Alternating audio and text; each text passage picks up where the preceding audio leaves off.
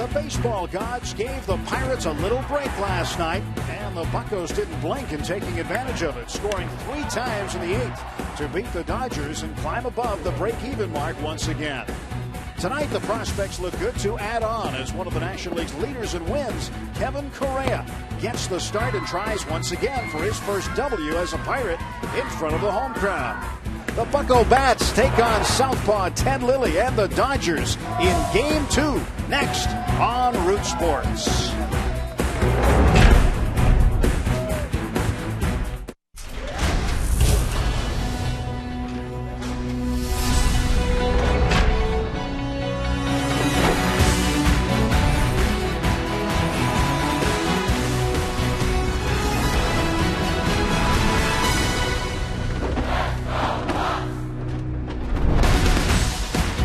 Home cooking has been pretty good for the Pirates so far in the homestand. It's a gorgeous night for baseball as the Pirates get set to welcome the Los Angeles Dodgers in Game 2 of this 4-game series here at PNC Park. Hi again, everybody, with Steve Glass. I'm Tim Neverett. So far, so good on the homestand. Numbers aren't bad. No, it's been a lot of fun, Tim. Everybody's having a good time. Everybody's contributing. Everybody on this ball club has helped out a little bit. Take a look at the record, the overall numbers. Neil Walker and Ryan Doman killing left-hand pitching. These switch hitters have really been doing a great job, and they're going to get another chance tonight. It's a good thing they are killing left-handed pitching. They will see a left-hander tonight in Ted Lilly for the Los Angeles Dodgers. For the Pirates, starters have gone 4-0 over the last 8 games. Kevin Correa has been exceptional. He's still looking for his first home win. Yeah, but that'll come. Don't change a thing, Kevin. You've been just fine. He's been very, very steady. He's been steady as a rock, and those wins will come here at PNC Park. And he's looking to win his 6th game. What a great start for the newest Bucco in the rotation. Kevin Correa with 5 victories, all of them coming on the road. Looking for that first home victory tonight, taking on Ted Lilly of the Dodgers. Counting you down to the first pitch here at PNC Park on Root Sports.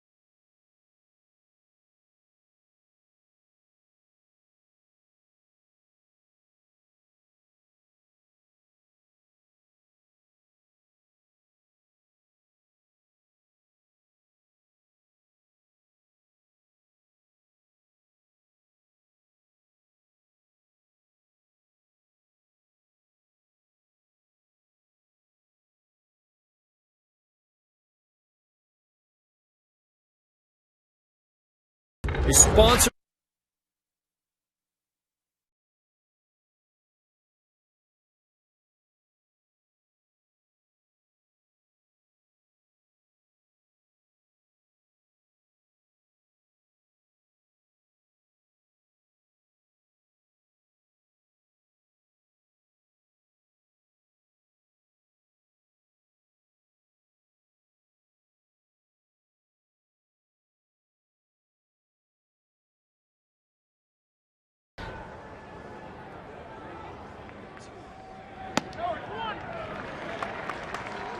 First pitch of the ball game is a strike to Jamie Carroll of the Dodgers, the shortstop.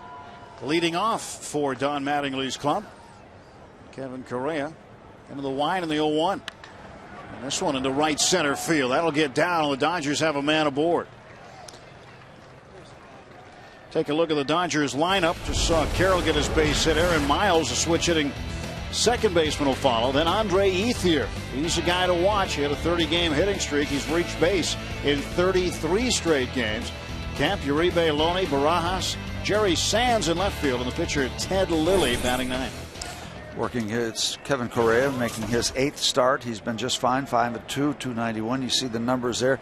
No stranger to the Los Angeles Dodgers. This will be career start number 11 for Kevin against LA. He's 5-3 in the first 10. Strike called to Miles on the outside corner. Miles, a 263 hitter.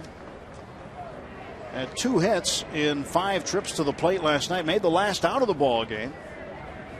Trying to go the other way on a fastball by Joel Hanrahan. And Pedro Alvarez made a great diving stop, got up and threw him out. There's a ground ball to second. Could be 2. Cedeno's got the first one. That's a double play. Twin kill, and there's 2 down. Taylor made. Nice roller out to second base. Easy feed from Neil to Ronnie. Back to first. Simple as pie. 2 batters, 2 outs. Isn't that the way it's supposed to work? In a good world, yeah. That's but it's been good for the Pirates lately, so that's a good start. Yep. And you want to keep this roll going as long as you can. They don't last forever, but you ride the horse until the horse falls down. So let's keep everything upright, keep everything going, and you got your so far to this early season, your best pitcher on the mound. Ethier, that's a strike. Good to have nobody on base for Andre Ethier also. Guy's been one of the best hitters in baseball this year. You see his 368 average, but against right-handers, he leads the majors with a 421 average. He's 40 out of 95 against right-handed pitching. Torrid. But Kevin Correa has won his last 2. He's pitched exceptionally well, so he gets a little pitching room, buys a little real estate there by moving Ethier back off the plate momentarily. And Kevin's won his last 2, and just in those last 2, 13 innings, just 2 earned runs. You'll win most of those kind of games when you put up those kind of numbers. Ethier had that 30-game hitting streak stopped against the Mets over the weekend, but he did walk in that game. So by reaching base, he has reached in 33 straight games. Got a way to go, though, to catch Duke Snider. Snider were the Dodgers with the longest streak of that kind. May 13th through July 11th, 1954. Snider reached in 58 straight. He's 6 behind Jeff Kent, who did it in 39 straight in 2007. Let's take a look at the guys behind Kevin Correa tonight. Third base, the right-handed bat in the lineup, Brandon Wood and Cedeno, Walker and Pierce on the right side. Domet behind the plate for the 3rd straight game. Tabata, McCutchen, and a right-handed hitter, Matt Diaz, facing the lefty Ted Lilly tonight. So Clint Hurl getting 3 extra right-handed bats in the lineup, along with the 2 switch hitters, Walker and Domet. And we told you how hot they have been against left-hand pitching. Their numbers as right-hand hitters for these switch hitters exceptionally well. Overall, the Pirates 6-2 against left-hand starters. So it seems you would think that the stars are aligned properly. Correa waiting to deliver the 3-2 pitch to Andre Ethier. Here comes the payoff. Foul ball. Among the good things we've liked from Kevin Correa so far, he started 7 games, and he's only had 1 of those 7 where he has pitched less than 6 innings. So he's gone 6 or more in 6 out of the first 7. Deep into ball games. Love that. Love that quality. Again, the payoff pitch to Ethier. Ground ball towards second. Walker will take care of it. 3 batters, 1 hit, that's it. No score after half inning. Pirates coming to the plate when we return on Root Sports.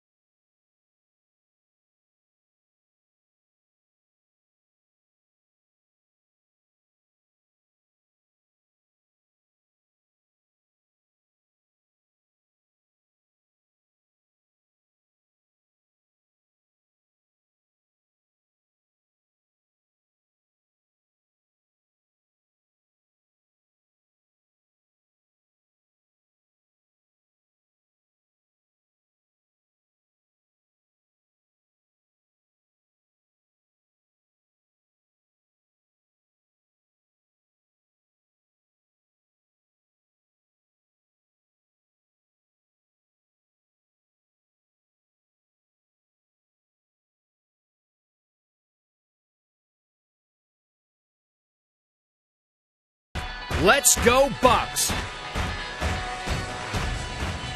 Go to the bottom of the first inning.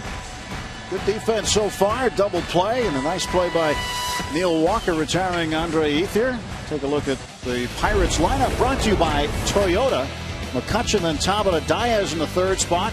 Walker in what is now becoming the customary cleanup spot. And Pierce batting fifth. Bowman, Woods, Cedeno, and Correa batting ninth, facing the left-hander Ted Lilly. The veteran left-hander, 35-year-old, much-traveled Ted Lilly. He has won 115 Major League games. Pirates hoping to hand him his 100th career loss. First pitch from Lilly to McCutchen is a strike call. Ted 2-3, 4.93 ERA, also making his 8th start, as is Kevin Correa. Got knocked around by his old teammates, his former teammates. The Cubs beat him around a little bit last time out. 5 runs in 6 innings. And McCutchen down to third. Juan Uribe was all day to make that throw and a sharply hit ground ball. So there's one down.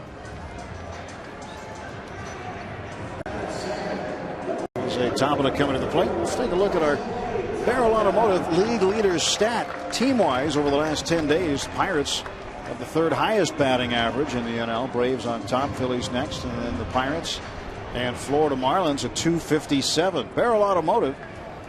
Log on to barrel.com. It's definitely worth the click. One out for Tabata. Jose trying to get that swing back. Jose is 1 for 12 over his last 4 games, but over his last 18 games, Steve, he's 8 out of 63. Ouch. Ouch.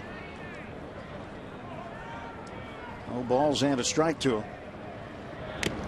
Now it's 0-2. It's been an interesting Pirate offense because they've done a lot of scoring early. First inning runs, early runs, not so much in the middle, and a lot of late inning action, a lot of 8th inning action. So in between, yeah, you got time to go get yourself a beer, but don't miss the first part of the game or the last. Or the Buccos. 0-2 is fouled back. Yeah, they scored 9 runs in the 8th inning during this homestand. Don't miss the 8th. Ted Lilly, the veteran, he said kind of tough to pick up. He's not the biggest guy, but he has a little hitch in his pitching motion, turns his back a little bit, so your timing is not automatically there. You got to be patient with him. You got to let him go through all that stuff in his windup and then look for the baseball. You can't get caught up in what he's doing with the body before he delivers, because you'll be out in front. He certainly knows what he's doing, this veteran from Torrance, California. 13th Major League season. The setup is right there, and he'll kind of almost turn his back, the hitch, and then the delivery. He's sitting on 1,499 career strikeouts right now. Next one will be 1,500. Pirates hoping it's a while away. 2-2 pitch. And that's it. There you go, Tim. Nice going. It wasn't like I called for it.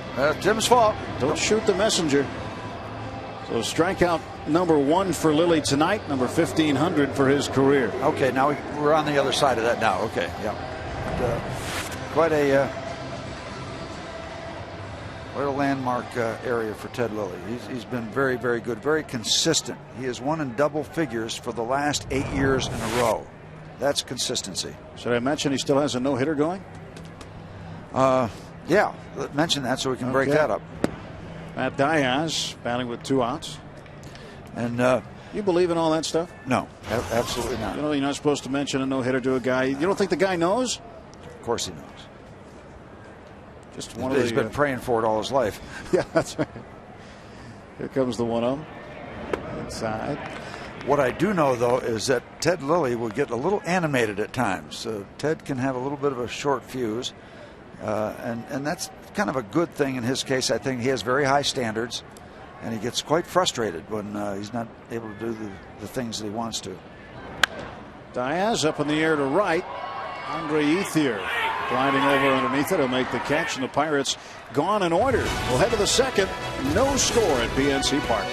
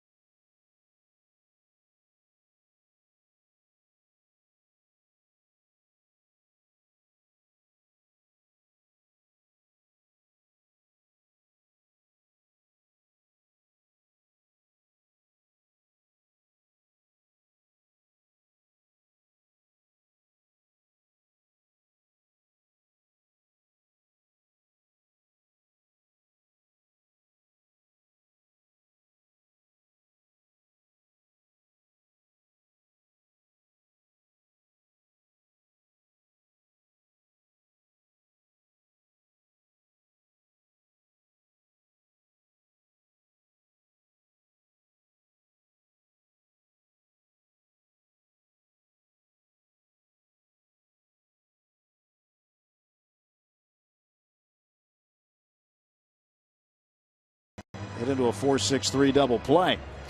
And in a perfect world, and you're sitting right on the scenario I'm about to emphasize right now, you separate Ethier and Kemp. That's what they did. Ethier made the last out. They're the two main guns in this Dodger lineup, so you can separate them. Ethier is gone for the time being. Kemp leads off, and nothing happening for him at this point that he can do a lot of damage with. So if you can separate two big guns in every lineup, you're on the way. Matt Kemp right now starting his 242nd consecutive game. That's the longest current streak in the major leagues.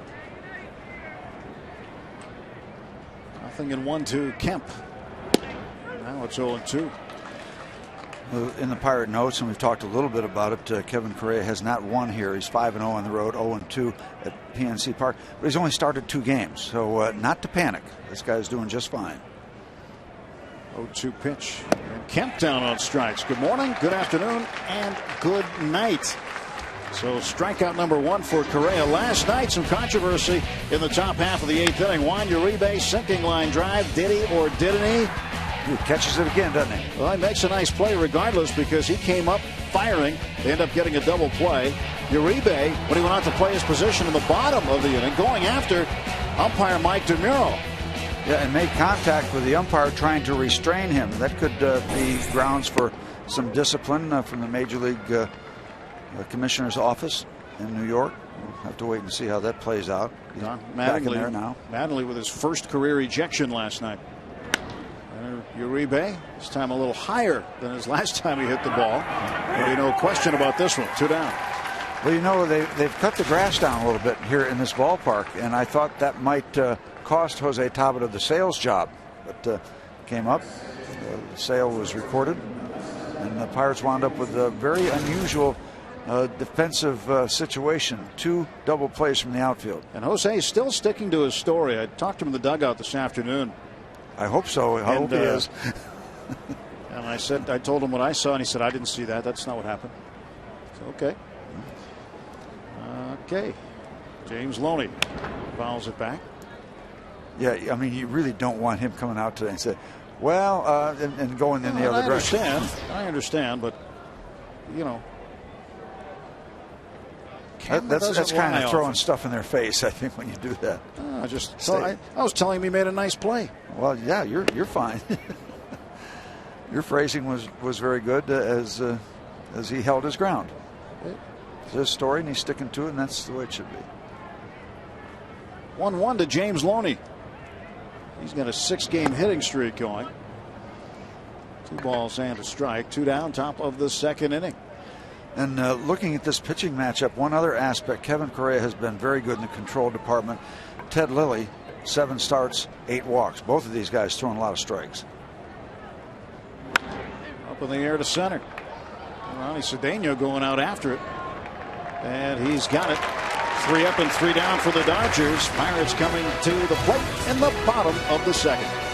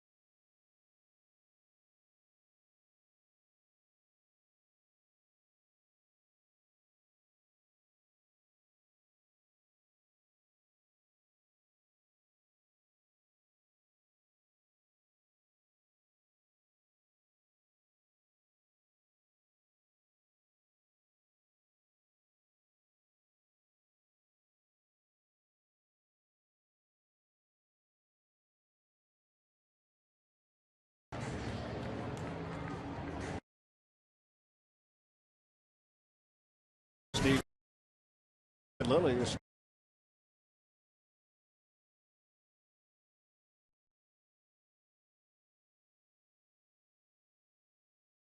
lately. And Walker. Neil, we pointed out earlier in the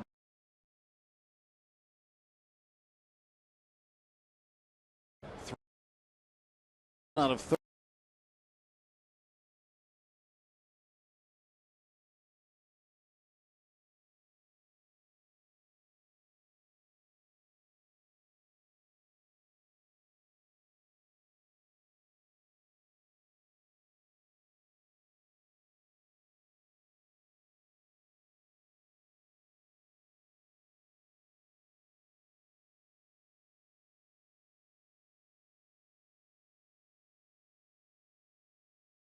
Lilly when he was with the Cubs June 1st of last season, hitting right-handed. Goodbye. And the first of what will be many. Goodbye and hello. That's the PNC achievement. Brought to you by PNC, for the achiever in you. Making bat roller to Jamie Carroll. Throws him out. So 4 in a row set down to start the game for Ted Lilly. Well, a lot of stuff going on in this little bouncer to the shortstop, including the bat following the ball. Look at that. I mean, that's a weapon. It's hard as a shortstop, I would think, to just make sure you take your eye off the bat and stay with the baseball. Now, that bat is quite a bit out in front of him, but you get the idea. Concentration required. Strike one to Steve Pearce. Pearce is 7 out of 17 at PNC Park this season. That's a .421 average. 281 overall. Glenn Hurdle getting a right-handed bat in the lineup. At first base tonight, Lyle Overbay, the lefty, not starting against Lilly.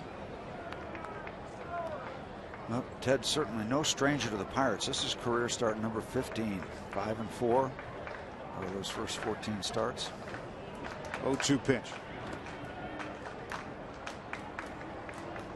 Pirates saw plenty of Ted Lilly while with the Cubs in the division. Well, he proves that you can come home. He was drafted by the Dodgers back in 1996, and then on to Montreal, the Yankees, Oakland, Toronto, the Cubs, and now back as a major leaguer with the Dodgers after spending his first early part of his career in the minor leagues with LA. 2-2 to Pearce. How much further away from LA and Torrance, California can you get than Montreal, where he first broke into the big leagues? Still makes his home out that way in Oakhurst, California, where he went to high school. 2-2 delivery from Lilly. And Pearce up in the air to left. Got it pretty well, but going back is Sands. Will make the catch in front of the track. 2 down. Got it well, but not well enough. Pearce is out, and the batter will be Ryan Doman. And Doman earns himself a start. 3rd start in a row, and he gets a nice hand upon his introduction here at PNC Park. He's been on fire. And Clint Hurdle has been known to play the hot hand. Ryan has been hot. Well, Clint talking about it yesterday, saying he didn't want to outthink himself. Guy's got a hot hand, stay with him. Dolan with 3 hits in the game last night. Had an RBI double in the 8th inning, pair of singles, 3-run home run on Mother's Day. That was the bomb for Mom.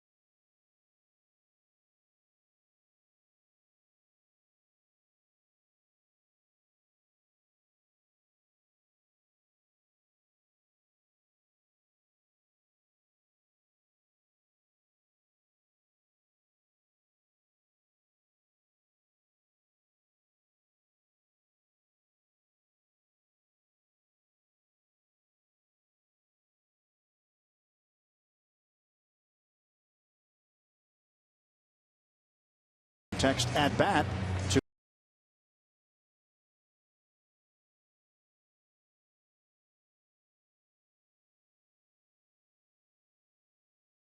starts just 8 free passes. Be ready. Wood takes ball 1. Wood's turned out to be a nice addition off the bench, and he's had a few starts. He's contributed with the bat. Had a 143 average in the American League with the Angels, but hitting .250 with the Pirates. And if you get traded or play for 2 different National League teams in the same season, or 2 different American League teams in the same season, your average and numbers carry over. But if you go from one league to the other, you have to start over again. And with interleague play, what sense does that make? Well, now you got a whole new ball game. And I could see if it was just still one league. But enough interleague games. Have to play against American League teams and vice versa. Perhaps something to review. Well, speaking of review, how'd you like that replay last night? Well, it was well done. I mean, it was needed. Clarified everything to everybody's satisfaction, except for the guy who hit the ball. Garrett Jones thought he had a home run, but fan caught it over the railing, and it was ruled a double. Take a look. This is fan interference here. Jones thinks he's got his first PNC Park home run of the year. We all did too. But the guy in the green sleeves there he is. Reached over the railing, and the top of that railing is painted with a yellow line. That's the home run line. He's looking for another one tonight. Maybe he'll catch it this time. Well, he's going to be not as easy to see without the green sleeves. I hope that somebody put a seatbelt out there for him. Don't lean over the railing when the home team hits one out there. Let it clear the railing first. Yeah, and it's pretty neat seat location. The only thing, you can't see the background of the city, but you get a super view of this ballpark from where that guy's sitting. Dolan at first with 2 out. 1-2 pitch to Brandon Wood. This one is ripped foul. Those are good seats. Sure. There's no bad seats in this ballpark. And probably hoping they get another chance to catch a ball. Didn't catch the one last night. Thought he might wear a disguise to the ballpark tonight. There's a sweeping view of our beautiful yard. Lilly set to go. And the 1-ball 2-strike pitch to Wood. Fought off again. Brandon Wood hitting in the 7th spot. Ronnie Cedeno on deck. Wood had good numbers in the minor leagues in terms of being a power hitter. They haven't translated at the big league level. He is trying to get more at bats and more consistent at bats to see if they will. Bowman held on by Loney at first, and Lilly ready to go. 1-2. And Wood to the left side. Uribe throws him out. So nothing across for the Pirates, and we are on to inning number 3.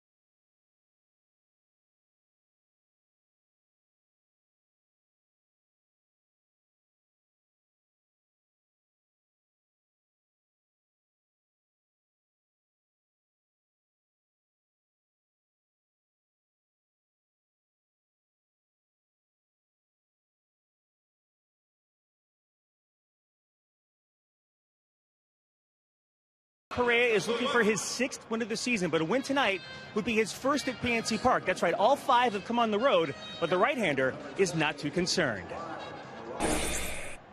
This early in the season, it's just probably just the way it worked out. I'm sure I'm going to win a game at home. I'm not going to press, and if the rest of the season I don't win a game at home and I win them all on the road, and 5 out of every 7 are on the road, I'll be happy. So, it's just winning games. It'd be nice to get one here tomorrow. Against a team I've pitched a lot against in the past. So, but there's not going to be any added pressure because it's a home game for me. Steve, quick question for you. Did you ever go through a stint in your career where winning on the road was easy and winning at home was not, and that maybe you tried to treat a home start like a road start? No, well, Dan, I think it's a trap. I do, because you got 60 feet 6 inches no matter where you are, and I think if you keep that in mind, I think you'll be on the right course. And Kevin, I think, made a good point as this base hit goes. No, what a play by Walker! Went into the glove of Neil Walker. Holy smokes! Walker just robbed him of a single, and Rod Barajas will have to go back to the dugout dejected. Thought this was in there all the way, and Neil Walker timed that jump perfectly and brings down the baseball. Beautifully done. When you're on the run, it's tough to get a lot of height, first of all, when you're just running sideways, and then when to make your move, when to make your jump. He did that just perfectly. Correa's pitch to Jerry Sands is in there for a strike. Yeah, just to finish up with Dan, and Dan, the thing is, Kevin said it right. He's been around long enough where he's not going to press, so I don't think he's going to get caught up in any kind of negative thought about that after 2 starts in his new ballpark. I know I was going to the right source, Steve. Thank you very much. My pleasure. I say it's nice to see a clean-shaven Dan Potash. Yeah. Maybe he'll get to grow that playoff beard in October. Wouldn't that be nice? That would be wonderful. To the right center field alley, Matt Diaz is over, and he'll grab it. And that's out number 2. Look at that. Yeah, no more gray. There you go. Looking good. And by the way, nice job with the pens all season, Dan. I saw Dan yesterday. Thank you very much. But you know what, Steve and Tim, they make my job very easy. They really do. Good group of guys, just like the Buccos. You're used to having that beard this time of year. Yeah. Pitcher Ted Lilly. Batting with 2 outs. He stands in with a clean slate, 0 for 14. That's a clean slate? That is very clean. It's a little too clean, don't you think? For his taste, yep. I'm pretty comfortable with it right now. Yeah. So Lilly, he's been known to bunt occasionally, but he's pretty good at the sacrifice, even though he hasn't had one this year. It's kind of been one thing he has worked a lot on. As a veteran, those are things you learn to do pretty well. Yep, been around. This will be, when the dust settles, his 13th major league season. 35 years of age. 115 wins. 1 ball and 2 strikes, 2 down, nobody aboard. And Correa's pitch. Inside and high, 2-2. The thing with Ted is that consistency. Starting in 2003, he's been in double-figure wins every year since, including last year when he split the year between the Cubs and the Dodgers.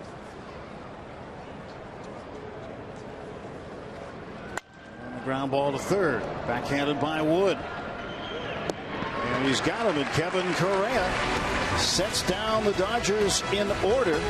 You're watching Pittsburgh Pirates baseball on Root Sports.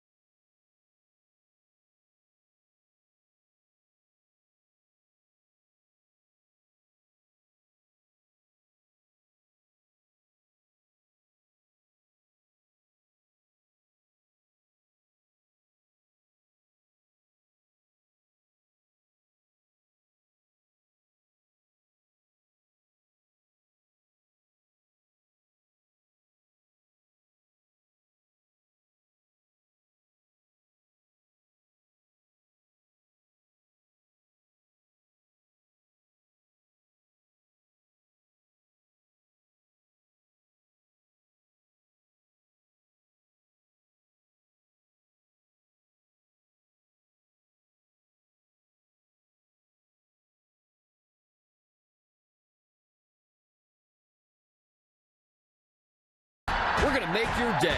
Let's go Bucks! Back here at PNC Park with Steve Blass. I'm Tim Neverett. Dan Potash with us tonight as well. No score, bottom of the third. Hello, right back at you. Baxter's having a great time at the park tonight. And here's Ronnie Cedeno. Takes a healthy count and misses. A lot of buzz about the Buccos around the Berg last few days. Yeah. Well, winning cures lots of things. Win a few ball games and you're looking good as a ball club. This homestand off to a great start. Cedeno behind 0-2. He's hit safely in 9 of his last 10. I guess we can't say off to a good start with a homestand anymore. We've played 4 games just tonight, Wednesday, and Thursday, and then back on the road again. Cedeno fouls it back. Well, 7-9 at home overall, so the home record improving. Pirates would like to draw that even, and then some. Yeah, after a dreadful start, 1-5 that first homestand. The Pirates have overcome that. 0-2. The pitch. Again, Ronnie will have another. That's one thing when you talk to the guys about it, and the attitude and the belief that they have they should go on and win. Talked to Jeff Karstens today, and he said, you know, last year they would show up and hope they'd win. And this year they are showing up to the ballpark expecting to win. Strikeout by Lilley. Well, that attitude is a result of winning. You don't have that attitude unless you pile up some W's. I mean, you just can't think you're good without being good. Simple as that. So they're better, and so they're expecting to win. That's the mindset you want, but it has to be earned. That mindset doesn't come automatically. You have to earn it by winning. Now Kevin Correa looking for his first hit. Kevin hasn't had a hit since his second to last spring training start against Boston, when he had 2 hits, including a double against the Red Sox. A couple of RBIs in that game.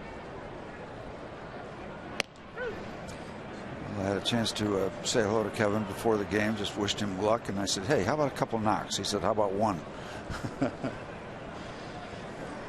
0-2 to Correa. McCutchen on deck, 1 out. And Correa down on strikes looking. So strikeout number 3 for Ted Lilly. This day in Pirates history brought to you by our friends at Day Automotive. Andy Van Slyke collected his 1,000th career hit, a single off John Smoltz in a 5-2 win over the Braves May 10th, 1991.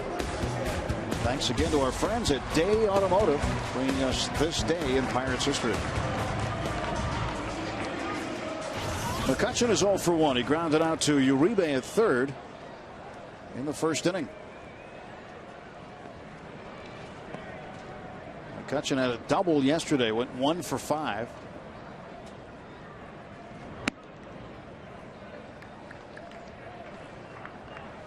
'09, 1925, 1960. In a few weeks, your friends from the 1971 team will be here. Stand up, buddy. Let me see the bottom of that shirt.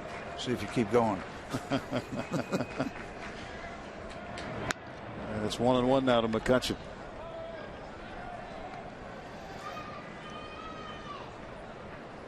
Yeah, we'll have some fun in June. There you go. 71, okay. 79. All right. That's the way to get that camera down there. Thanks, guys. Ask and you shall receive, Steve. 1-2 now to McCutchen. It's been good to see his bat taking off now. He has been on base in 10 straight games safely.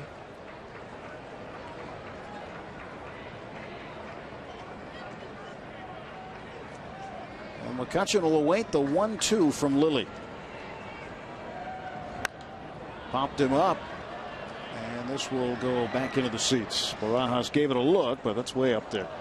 Yeah, Andrew's been on base for sure, but he is not happy at 227. And he knows what he's capable of doing, and we don't expect him to be in that neighborhood much longer. Well, considering where he was at the beginning of the last road trip, When the Pirates opened that series with the Colorado Rockies before heading to San Diego, he was right around the Mendoza line. He was just about 200. He has steadily been able to bring that average up. And he's done it again with a base hit up the middle. 1-2 pitch. Slam for a single, and McCutchen is 1 out of 2. Now, in terms of the running game, as you watch this base hit, this pitch, range resources strike zone, giving that look where the ball was placed and very hittable, and Andrew took advantage. The running game, Kevin, or I don't like, see, Andrew McCutchen. Andrew McCutchen, 5 steals out of 9 attempts. Not a great percentage. Combine that with the fact that Lilly is very good against base stealers. Jose Tabata looking for a hit. He struck out swinging in the first. I'm still disappointed about that Kevin Correa at bat, and also the Ted Lilly at bat, which we'll talk about more as we go along.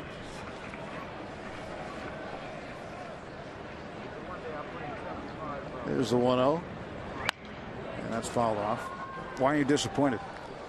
Kevin promised me he'd try his best to get a knock, and that wasn't his best attempt. Too. Oh, he might have another at bat or two or three. Oh yeah, there's time. The way this game's going, he might have 3 more at bats. We'll see.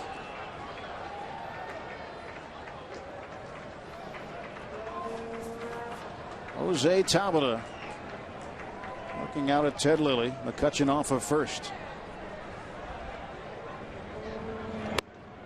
Looks at the 1-1 for a strike. Check it out. Strike zone. Range resources. Saying a little bit inside. But home plate umpire Tim Welke, crew chief, says it was good enough.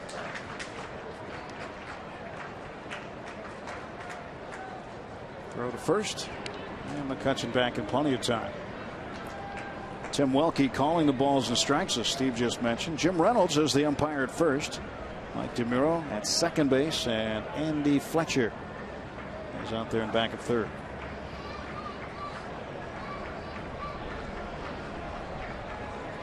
Two outs, McCutchen at first. 1 ball, 2 strikes to Jose.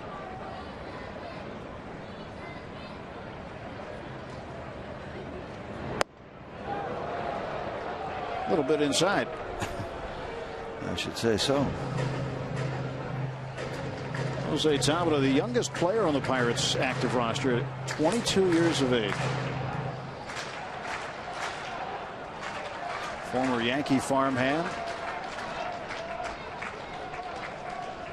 Pirates got a bunch of players in that deal with the Yankees now. Tabata being one of them. Karstens, Ohlendorf, Daniel McCutchen. Ground ball to second. And Aaron Miles throws out Tabata, and that's the inning.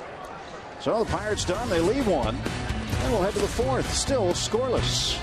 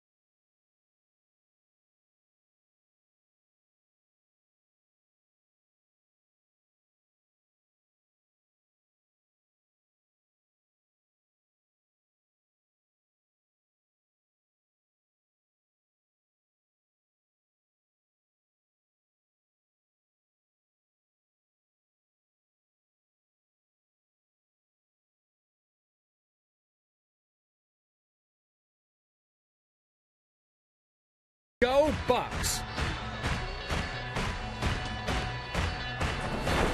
Welcome back. No score. Pirates and the Dodgers tied for National League lead. He's been just 5 fine. wins. 5 wins and just fine tonight. He has faced the minimum through the first 3 innings with the help of the double play.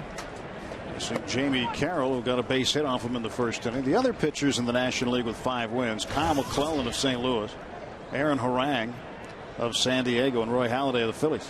Reborn Aaron Harang. Pitching in his hometown. And Harang essentially takes the spot that Correa vacated with the Padres and their staff. So they got one San Diego guy.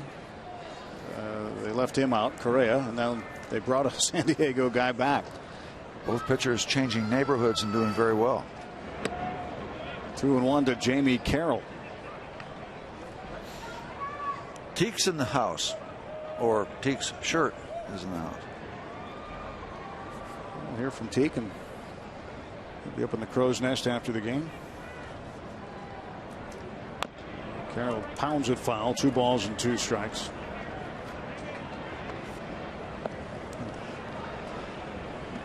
National League lead pitchers.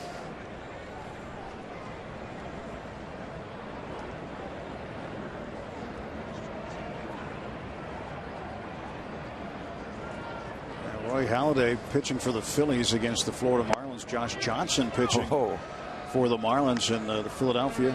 It's a dream matchup. Phillies up 1-0, top of the 3rd inning. That might be enough, but on the other hand, that might be all they're going to get too. 3-2 now to Jamie Carroll. That's a base hit. He's 2 out of 2. A man aboard for the Dodgers to start the top half of the 4th inning. Let's take a look at our AT&T Mobility Trivia question. Who was the last Pirates pitcher to lead the National League in wins? The last Pirates pitcher to lead the National League in wins. See if you can figure that one out through the process of elimination. Okay, we can eliminate Blass and Walk. Okay. It's not a trick question, so we can get rid of those names. Let's see. It's a good question. The first, Carroll gets back. Let's see. Dougie Drabek had 22 1 year. It's not a bad guess, Steve. Probably wrong. 22 and 6 ain't bad, though. Pardon the grammar. Got him Cy Young. Miles bunts foul. So the Dodgers playing for a run here in the top of the 4th. A whole lot of pitching going on between Correa and Lilly. Well, Aaron Miles 0 for 1, switch hitter, batting left-handed. Don Mattingly trying to get him to get Carroll over to second base and let Ethier and Kemp try to get him in. All 3 switch hitters, 2 on the Pirates side, Domit and Walker and Miles. All 3 much better as right-hand batters. 0-1, and it's bunted foul again. Or is it? Yes, it is. Late foul call by Tim Welke. And the way that Domit chased after it, he hadn't heard foul yet, so he was playing it as though it was live. Well, you get an out call here, and you're going to get the Dodgers out of the dugout again, screaming at an umpire.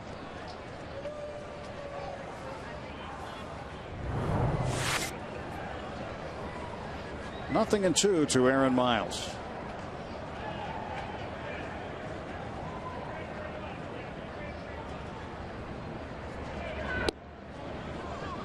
Called for that one outside, and that's right where it was, hoping Miles would chase it. Carroll will run a little bit. 3 stolen bases in 3 tries. Their big steal man is Matt Kemp, 11 steals.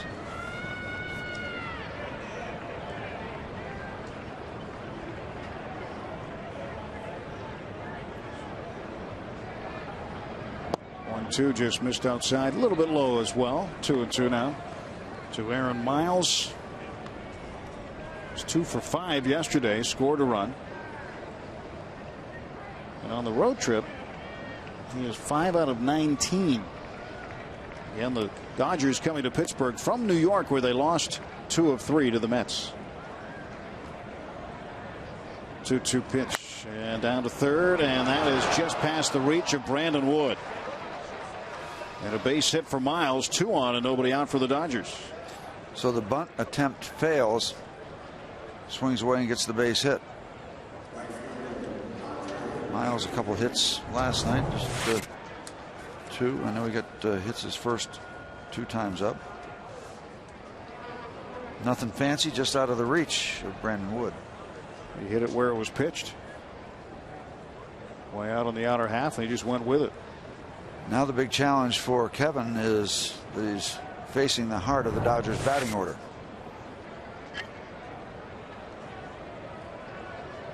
Brandon Wood just couldn't get to it. He tried to dive hard to his right, but the ball too far away from him. And the pitch to Ethier misses, ball 1.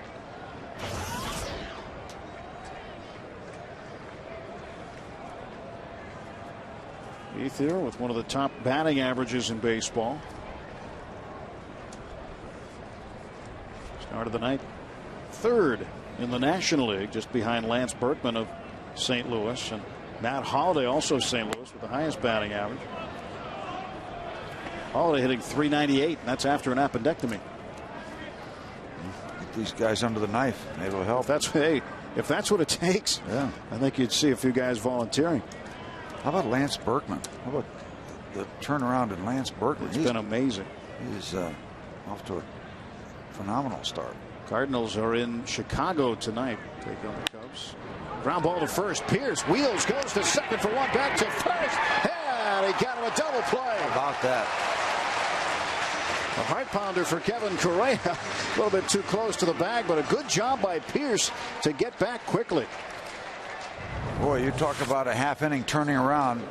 2 on, nobody out. Heart of the batting order. 3, 6, 3. Is this pretty? And it starts with a great pick. Not so much a pick, but a great, accurate, strong throw to the shortstop, giving Cedeno time to get rid of the ball before the runner gets there. It's not the easiest throw for a right-hand throwing first baseman. It's more comfortable for a lefty. He's kind of smooth, and his angle is that way. The right-hander has to kind of square up to second base, and that is what Steve Pierce did very quickly. Top-notch play. For Ronnie Cedeno, he leads all National League shortstops in assists with 121. Pitch outside to Kemp, 1 ball and 1 strike. What a shot in the arm this would be for Kevin and the Pirates to get out of this little mess. That's a nice stop with a man at third. Nice and necessary. 1-1. Kemp taps this one just foul. 1 ball and 2 strikes. And off the foot of Kemp. Ouch. How about the AGH camera? Never fails to pick everything up. Correa ahead now, 1-2. Jamie Carroll, the runner at third. 2 men out.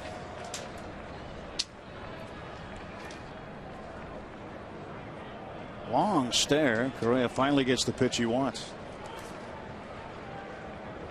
Got him. Matt Kemp down on strikes for the 2nd time as Kevin Correa puts one past him. No runs, 2 hits, 1 left. Kevin Correa firing a dart past Matt Kemp.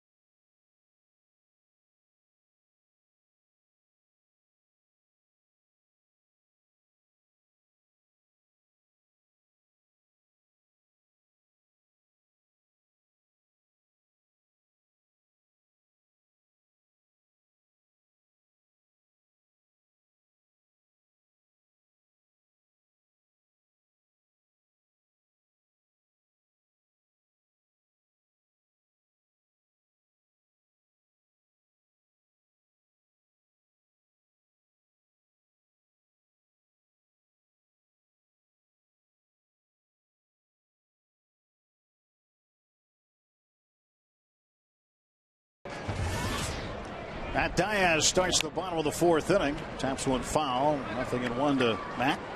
He's 0 for 1. A fly out to right. Fear the bones, Steve. Yeah. Fear the bones. Still a line from Bob Watt. Yep. Make no bones about it. Kevin Correa putting up a very impressive 0 on the top of the 4th inning. Good stuff. Good defense. Great pitch selection to come back and get the strikeout and keep the Dodgers off the scoreboard. Diaz at 234 now after his first at bat. Pirates looking for a run. This is game 2 of a 4-game series. Pirates tomorrow night. They send Paul Maholm to the hill against Hiroki Kuroda. Game 3. Here's the 0-2. And Diaz to the left side. Uribe with it. 1 down. And Diaz now 0 for 2. If you've got a question for us, now's the time to ask it. Grab your cell phone and text the keyword booth, followed by your question and name to 412-412. We may answer it on the air. We'll ask Steve the question of the night following the 7th inning stretch. Again, text it to 412-412. Right now, the question is, can the Pirates stay back a little bit? They're out in front, and Lily has them a little bit off balance. Not those driving the ball type swings right at this point. Scoreless game, a lot of pitching going on. Strike 1 to Neil Walker. Walker had the game-winning RBI last night.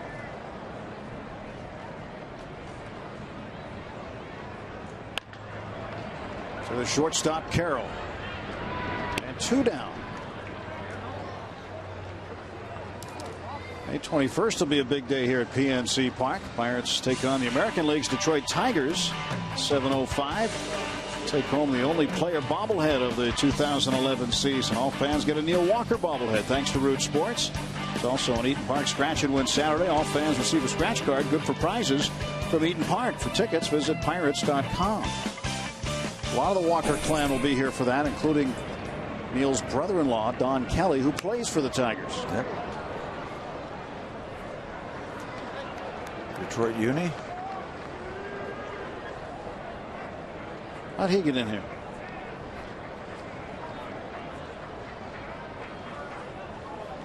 Well, he's early. The Tigers have been scuffling a little bit, and the Pirates have been playing pretty good. Steve Pearce now 0-2. Fouls that one off. Detroit back even.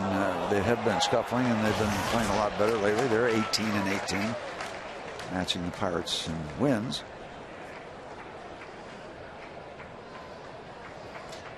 They'll be hosted by Minnesota tonight.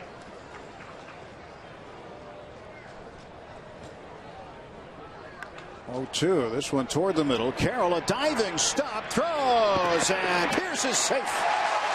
Pearce, an infield single, his second in as many games.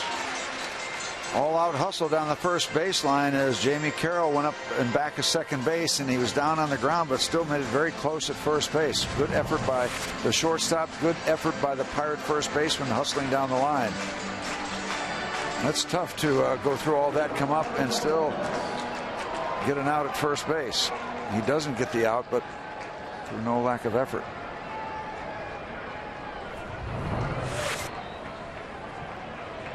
Just the second hit of the night for the Pirates. Ryan Domet batting. He walked his first time up. Now, you won't see any headlines about the double play that Pearce started or that hustling down the line, but trust me, it is noticed by Clint Hurdle and Neil Huntington, everybody else around that knows what effort is all about. Terrific work on the double play. Can't say enough about his work starting that 3-6-3 play. And then getting down the line. Burning it out of the box. And is rewarded. Never looked to see where the ball was, just kept his eye on the base all the way down the line. Domet behind 0-2. 77-mile-an-hour off-speed pitch. Yeah, they won't even stop you for that in Montana.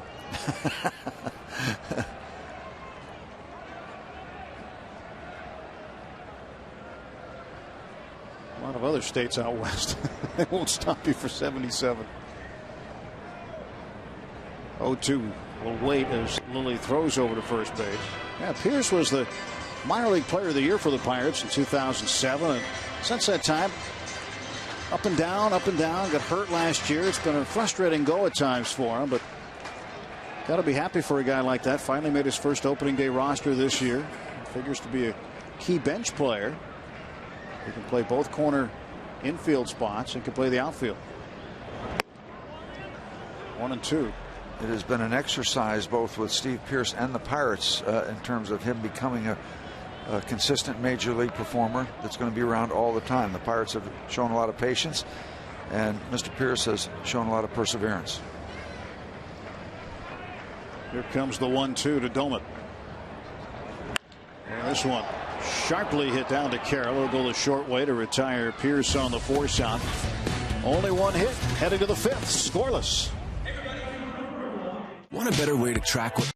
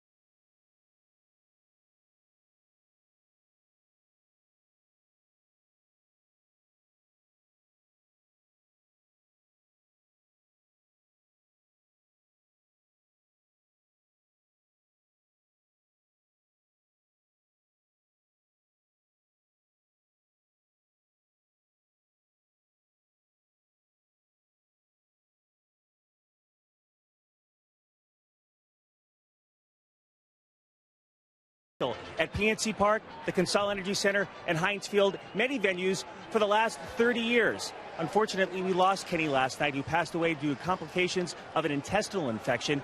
Earlier, I spoke to Paul Maholm about the loss of Kenny Geidel.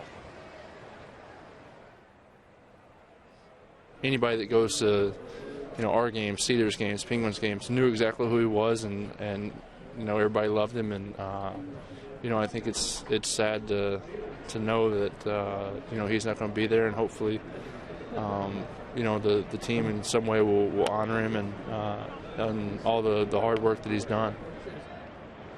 Fans showing their support tonight by bringing out many signs to the ballpark. In fact, the Pirates also paying tribute to Kenny by having a moment of silence before tonight's game. Paul, just one of many Pirates who remembered Kenny for his distinct voice. In fact, Paul sharing a story with us that during his rookie season, he remembered the voice and hearing it and made a point to look and find him. And then every game thereafter, he always remembered where he was and saw him working really hard. Brandon Wood throws out Juan Uribe.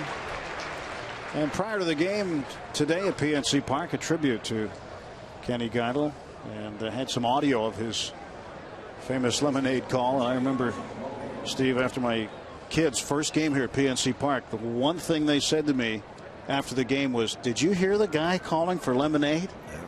And that was one of their first impressions. Kenny Geidel, he will be missed. A fine man, fine man. One out for James Loney. And he takes a strike.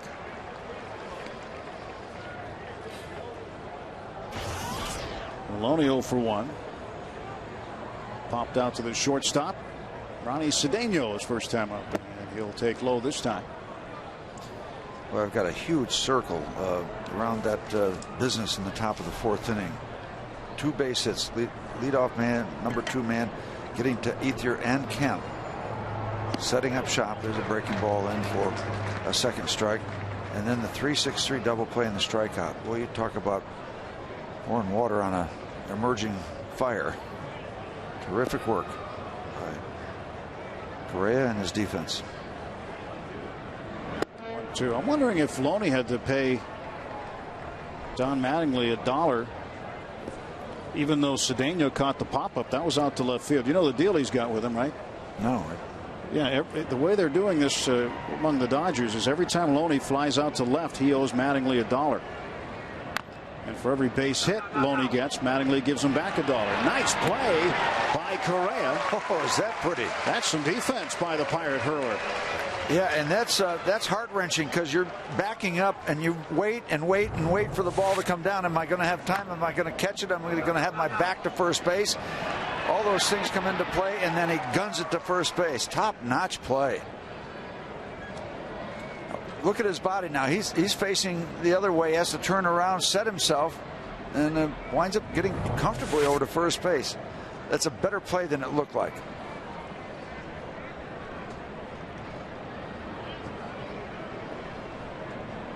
You have a circle on that one, too? I do. 2 outs for Rod Barajas. Barajas, on another play that you probably have a circle on, was retired when Neil Walker made a diving grab of a ball that was headed up the middle in the 3rd inning. Good to have circles. Circle the good defensive plays. 1 ball, 1 strike to Barajas. People can do it their own way. I know you do a circle. I put an exclamation point. Scoring, the basics of scoring are the same, but as you start to develop your own ways of doing things, there can be many ways to mark a good play. 1-2. Nice. Pulled the string, took a little something off, got him out in front. This is a batter who's looking for a fastball because that swing is gone before the ball gets to home plate. No smiles out of Clint Hurdle lately. There's the 1-2. And Barajas in the air to right. Diaz will watch it hit and fair ground. And Barajas going for 2. Throw to second. Got him. Another circle. Another circle. 9-6 on the putout as Matt Diaz throws out Rod Barajas, trying to stretch a single into a double.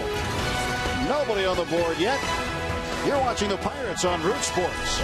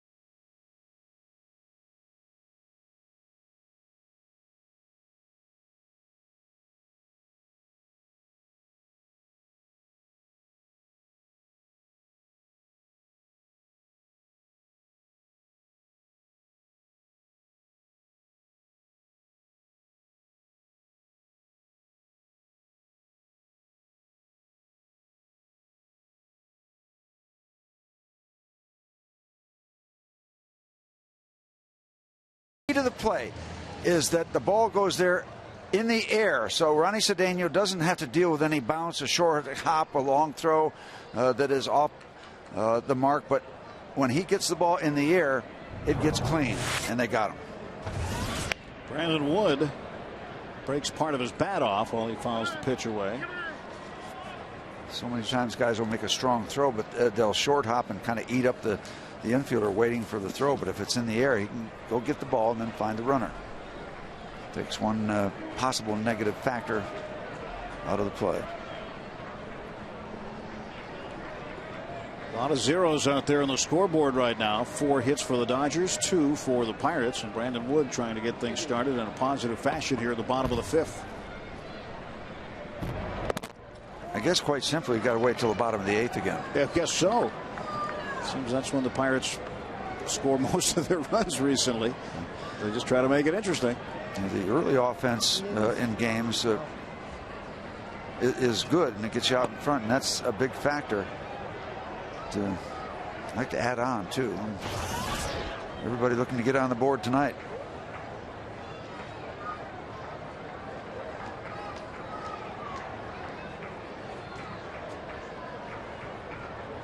One ball, 2 strike pitch from Lilly. And Wood fouls it away. Brandon Wood looking for his first hit. He's played fairly well defensively, both at shortstop and at third base. He's been working out at second base. Clint Hurdle's planning on giving Neil Walker a day off sometime here in the future. Wood pokes this one up in the air to shallow left. There's Jamie Carroll for the out. Interleague play at PNC Park kicks off Friday, May 20th when the Bucks take on the Detroit Tigers at 7:05. It's a free shirt Friday. All fans receive a Pirates t-shirt compliments of the U.S. Army Corps of Engineers. Plus, enjoy live music and festivities pregame on Federal Street during the Barrel Kia Block Party. For tickets, visit pirates.com/free shirt Friday. Nice looking shirt. Fridays are fun out here at the ballpark. They've got the tailgating like atmosphere, beer garden out there on Friday nights now, live local music every Friday. Street fair. Let's see. Looks pretty appetizing there. It does. Food looks good too. Some barbecue sauce. I mean, not in the glass was the barbecue sauce. No. The barbecue sauce was on the food. That make you thirsty, Steve? It does. It does.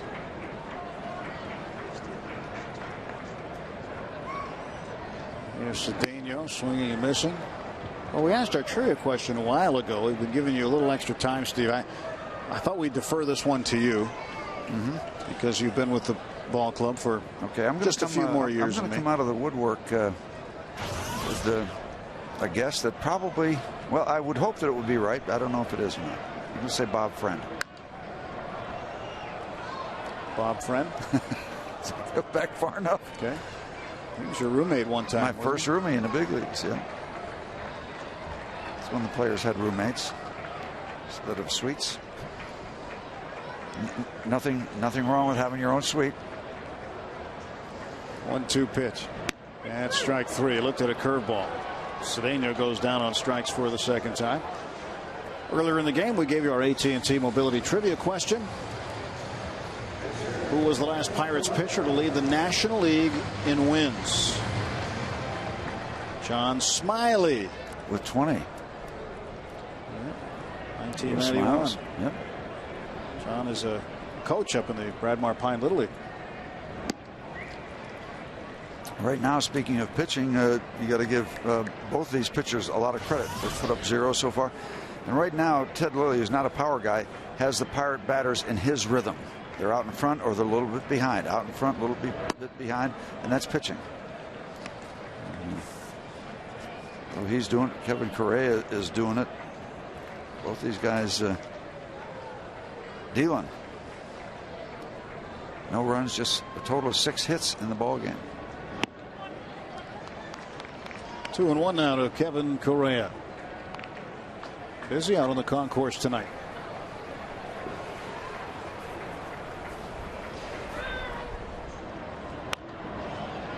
Let's pop back and out of play. 2-2.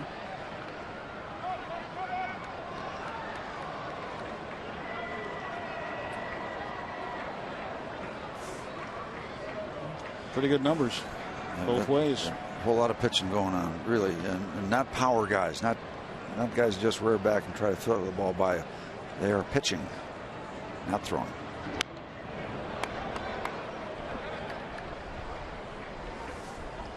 We have 4 strikeouts for Lilly and just 1 for Kevin.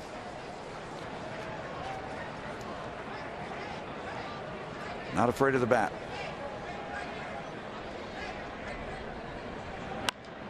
Correa loops one into shallow right field, and Miles will make the catch. Aaron Miles retires Kevin Correa, and Ted Lilly is through 5. Still scoreless.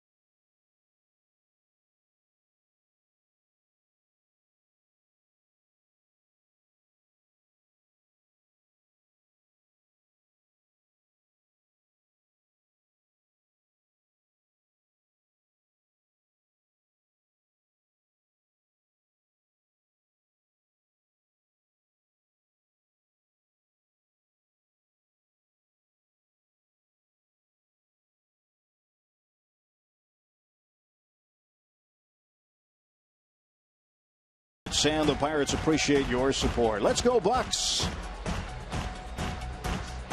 It's that area up there where Joe Beimel's from. Yep. So they're watching Mr. Beimel when he gets in.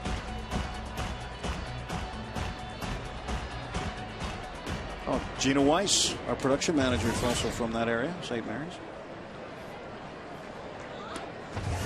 Here's Jerry Sands. And he will get strike 1 on him from Kevin Correa. Top of the 6th inning, no score. Very familiar with that area. When head back to Connecticut, head up 79, go across 80. And we're in some of those neighborhoods. Not quite that far north, but up there. Up there a couple of years ago on the Winter Caravan. Nice area. No balls and 2 strikes, and Correa deals. Little roller to the right side. Steve Pearce will handle it, and there's 1 out quickly. So the possibility of one of those so-called comfortable innings when you get the number 8 guy out, lead off the top of the 6th. Pitcher represents potential 2nd out, up the top of the batting order, and 2 quick outs. It's a script you'd like to write. And how important is it when the number 8 guy leads off in front of the pitcher to get that first out? Critical, especially in this kind of game. There's no offense, no runs. Take that bunt away from Ted Lilly.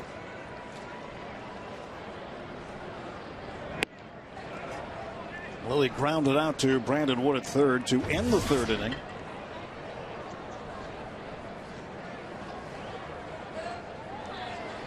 Kevin Correa getting out in front. Love it. Love every part of that. For about the last 100 years, when you're pitching out ahead as a pitcher, you're going to do well.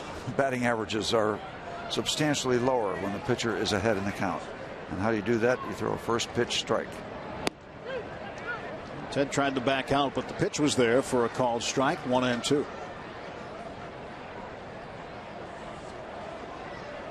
2 times an All-Star, Ted Lilly.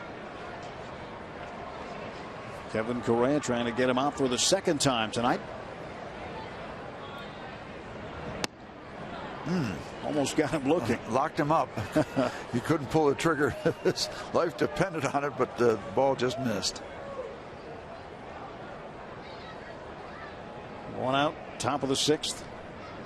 Nobody aboard. Kevin Correa trying to record out number 2 this inning. Ground ball to the right side. Walker handles it. Throws to Pierce. And there are 2 away. Neil Walker made an outstanding play to start the top of the 3rd inning. Coors Light 6th inning. Check out the Coors Light freeze cam. Watch this off the bat of Rod Barajas. That's a takeaway. Full extension for Walker. That's the Coors Light freeze cam, brought to you by Coors Light, the world's most refreshing beer. One of his best defensive plays of the year, Neil Walker, who, Steve, right now is playing at an all-star level. And defensively, he's been fine. Offensively, his numbers are excellent. He leads all major league second basemen in runs scored. He is second in the National League in hits behind Milwaukee's Ricky Weeks. Leads all National League second basemen in runs batted in. Get those votes out. Voting has been opened up, hasn't it? It is. Yeah. All-star ballots are all around the ballpark.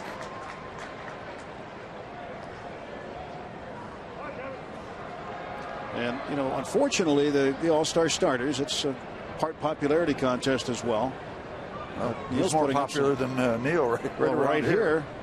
Here he's the Pittsburgh kid around here, but certainly people in other ballparks need to understand the kind of numbers he's putting up right now.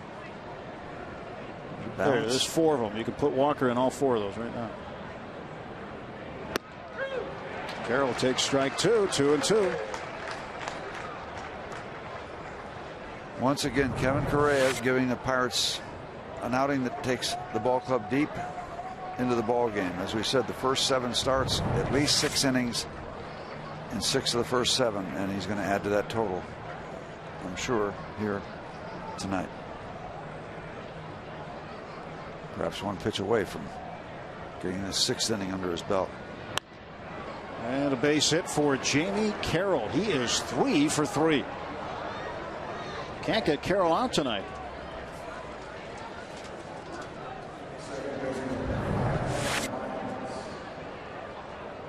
Off the end of the bat, outside. I'm guessing that reaction, I threw a pretty good pitch right there. And he just extended out and just served it into center field. See where Ryan Doman has the glove, at least on the outside corner, if not just a little bit further out. So you can't do much about that. Jamie Carroll did a good job of hitting that slider. Aaron Miles had a base hit his last time up. Back in the 1st, he hit into a double play. Tries to bunt his way on a beautiful one. That's a base hit. That's all you can do. There's no play on the ball, and that's a perfected. Stayed on the grass.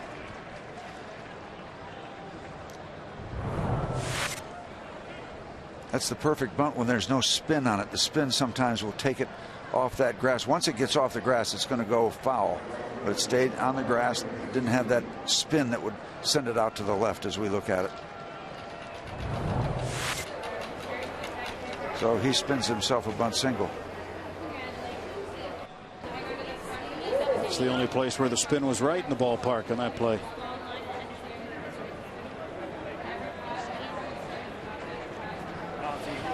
Never dull at the ballpark. Now 2 on and 2 out. Andre Ethier, the batter, and he ropes one foul. He doesn't have too many bad swings. In fact, that ball he blistered to Steve Pierce was hit right on the button. As they say in the trade, he has seen the ball extremely well. And when you're in that kind of mode, everything slows down and you're able to catch up with everything. You never feel like you're behind. You're always right there waiting to do what you want to do to succeed. Ethier, the first major leaguer this season to get to the 50 hit mark. Did that last night. 0-1. That one is looped toward the middle. Walker's not going to get it. Here comes Carroll for the game's first run, and the Dodgers strike first. Andre Ethier, an RBI, his 20th. 3 straight hits off Correa here in the 6th, all with 2 out. Yep, 2 quick outs. We were looking at one of those so-called comfortable innings, but the 3 base hits put the Dodgers on the board, and he doesn't get jammed. He gets the hands in. That allows him to push the ball back to the middle.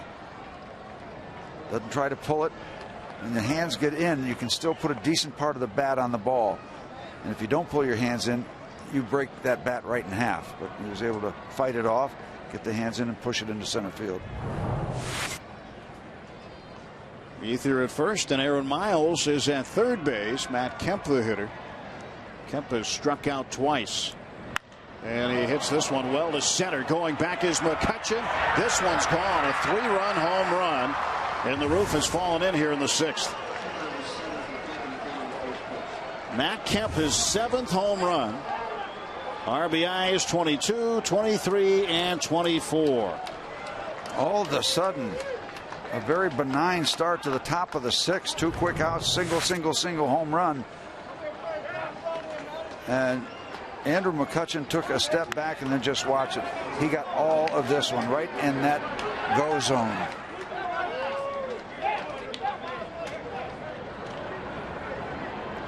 That's what Matt Kemp can do.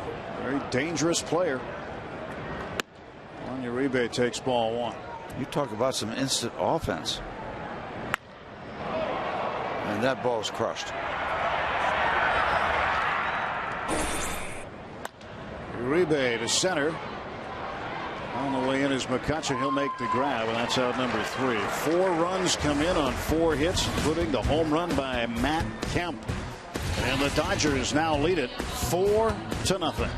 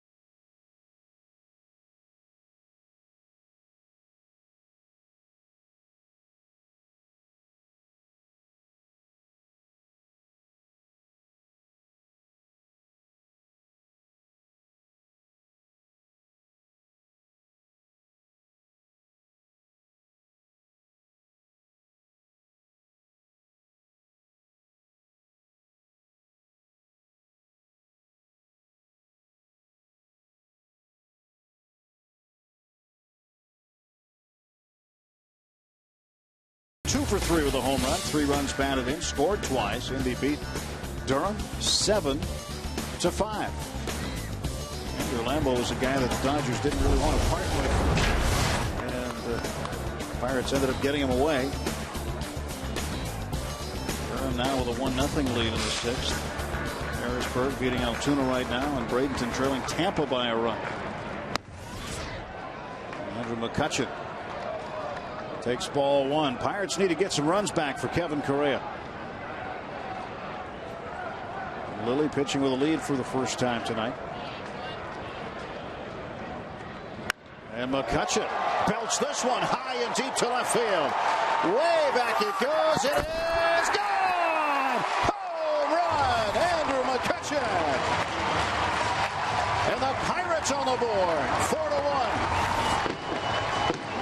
Number 6 for Andrew, High Plains drifter. Knew it had plenty of height.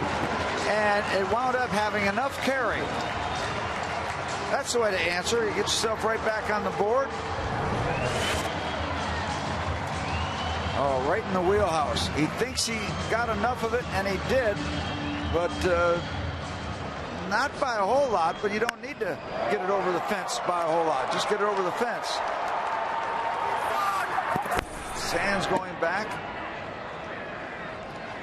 And among center fielders in the National League, McCutchen is third in home runs with 6. Matt Kemp had 6 until last inning. Now he's got 7. And Chris Young has the most at 8. Drew Stubbs of Cincinnati also with 6. So McCutchen moving up. That's RBI number 18 for him. Doesn't make Kevin feel completely better, but Pirates get him 1 run. Still nobody out. 0-2 pitch, and Tabata takes ball 1 high. And even perception, Tim, that you know, it was a 2-hit shutout for Ted Lilly coming into the bottom of this, and all of a sudden he's got 4 runs. So it even seems like more because he's been pitching so well. But boy, you get that quick run, and now, yeah, okay, we're down 3, but we're not out of this by any sense of it. Tabata, a gap shot, and that gets past Sands and into the north side notch. Jose Tabata rounding second. He'll stop there with a double. He's got the entire play in front of him, so it's his decision. Nick Leyva really can't help him out all that much because Tabata's looking straight out where the Dodger defenders and outfielders are. It gets by Sands, and the race is on. Kemp backing up. And the Pirates all of a sudden action.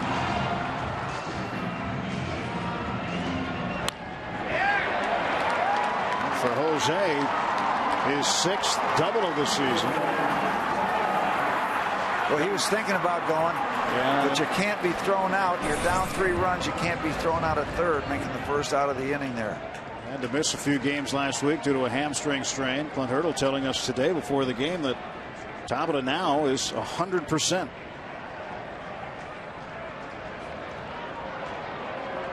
Nobody to throw to there for Ted Lilly. Well, home run and a double, nobody out. Matt Diaz 0 for 2. Now you cash this in somehow, some way, and you are very much back in this.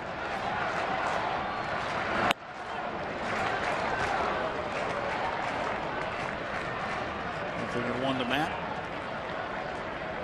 Get something going like they did last night, where everybody was trading places at second base. Get one guy there, knock him in with a double. Next guy gets knocked in with a double, and that quickly. Hanksworth. Hawksworth. Excuse me. 1-1 now to Matt Diaz. Diaz had a pair of hits on Mother's Day Sunday, and he's now hit safely in 3 of his last 5 games. Going 5 out of 13 over that stretch for a .385 clip. As you said, Steve, right now is the time to cash in. Tabata off of second base. Lilly will wait. Diaz steps out. Pretty key run right there. Yes, it is.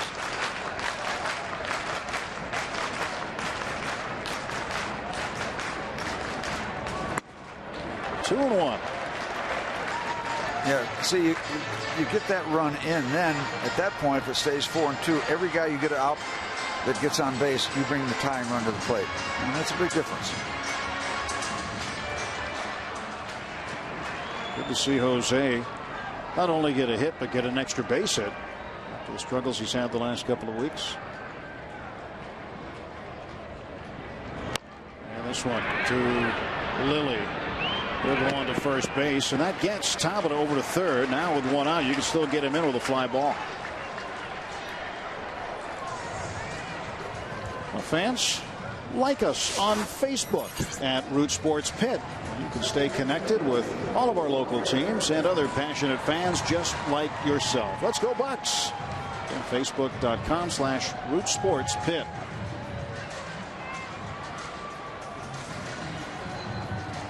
4-1 Dodgers, bottom of the 6th, 1 man out. And Neil Walker coming to the plate. He's 0 for 2. He's grounded out to Jamie Carroll at shortstop twice. That would work right now.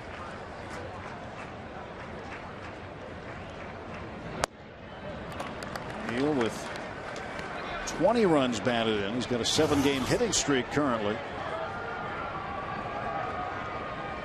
Trying to extend it to 8 games.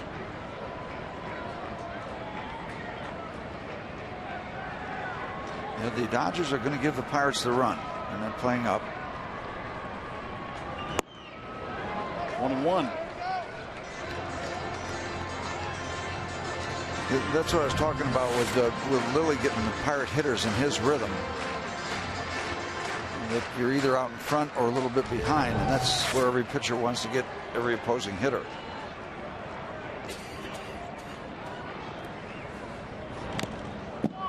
Got a piece of it for a foul ball, 1-2. See, if you set it up properly, you can have a major league hitter behind on an 87-mile-an-hour fastball, and that's just what Ted did with Neil Walker with that sequence there. He adds and subtracts a lot, Yes. changing speeds. Yep, that's Gets a lot of fly ball outs, but not so much tonight. He's had a number of ground ball outs. want to crowd him. Yep. 2, and Walker stays alive. You saw Barajas move in under the bat of Walker there just before Lilly delivered the pitch. They wanted to try to get in on the hands, tie him up.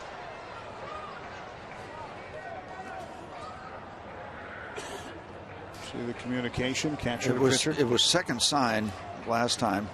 First sign here is fastball. Okay, wants the fastball again.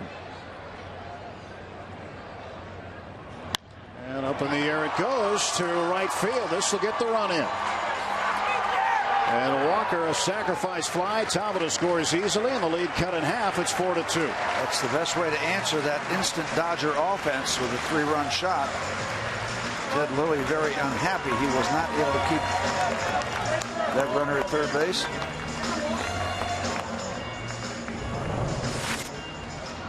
Downstairs, and this one downstairs, but Neil Walker does a good job by going out and getting a decent swing, and well, you see the pitcher's reaction.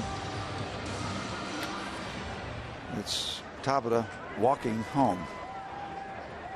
And Walker, his 21st run batted in, leads in that category among second basemen.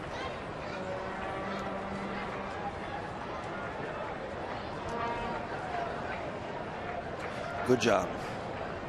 Run manufacturing. The leading RBI guy from the second base position in baseball is the Yankees' Robinson Cano. He's got 24 runs knocked in, but Neil now with 21. Second right behind him in the majors, tops in the National League. Pierce pops it up. Wow, major league pop-up. Barajas trying to find it out of the night sky, and he won't. Just barely hops over the backstop.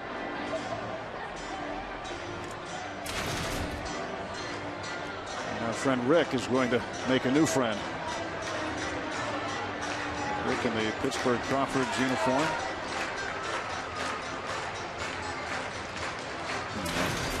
Smiles all around, so all's well that ends well with that foul ball.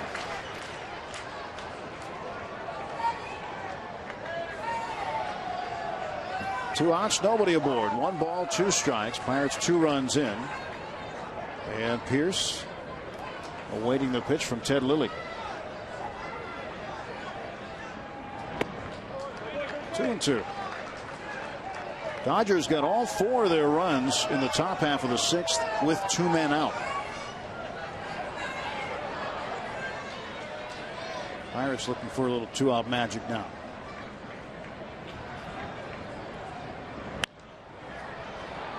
Shallow left center. Matt Kemp calling for it, and that does it. But the Bucks get 2 back. Andrew McCutchen dialing long distance as he hits his 6th home run of the year.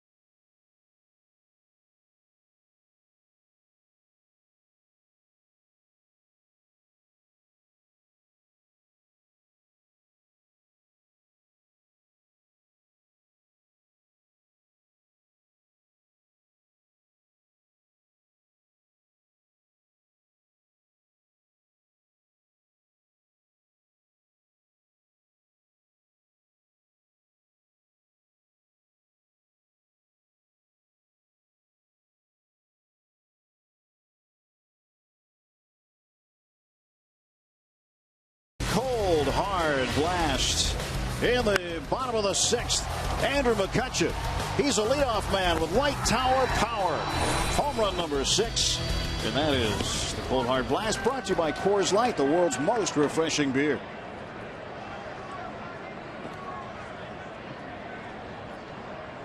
McCutcheon getting the Pirates on the board with that solo shot.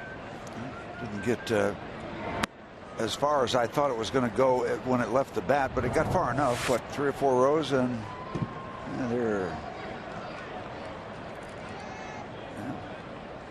Okay. And now that ball is up for grabs. Just couldn't get the rebound. He was posted up pretty well. James Loney fouls it off. 1-2 the count to the Dodger first baseman.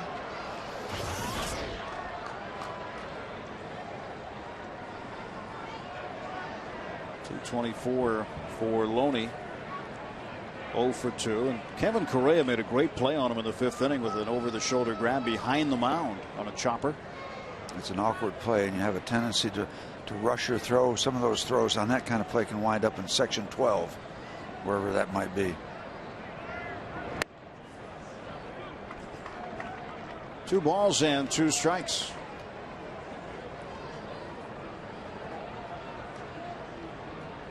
Correa trying to come back and pitch strongly here in the 7th after giving up 4 in the 6th. Little roller out to Walker. And there is 1 down. Our Home Depot doing more on defense. Just the play we were mentioning a moment ago. Last time Loney was up there. Chopper over the mound, over the shoulder. And a perfect strike to Pierce at first base. The Home Depot, more saving, more doing. That's the power of the Home Depot.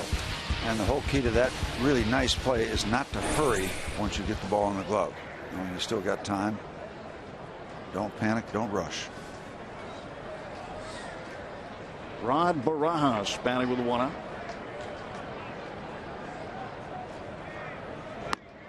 Barajas had a base hit in the 5th, tried to stretch it for 2, but Matt Diaz gunned him down. And gunned him down by a lot.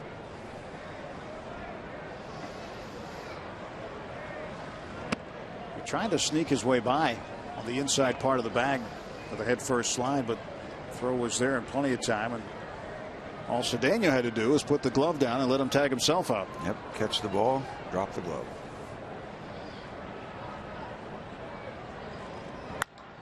And Barajas to the left center field gap. McCutcheon cuts it off with a sliding play. Throw to second base. And Barajas gets his double. But he had to hit it to the deepest part of the ballpark to get it. And a nice play by McCutcheon to cut that ball off. Andrew went into a little slide and released a very strong throw, and there's no way that there should have been any issue at second base. But for Barajas, as he made the turn, then all right, this is a little more interesting than I want it to be. How slick is that? I mean, what's that word? Athleticism. If you subscribe to that word, there's an example of it right there.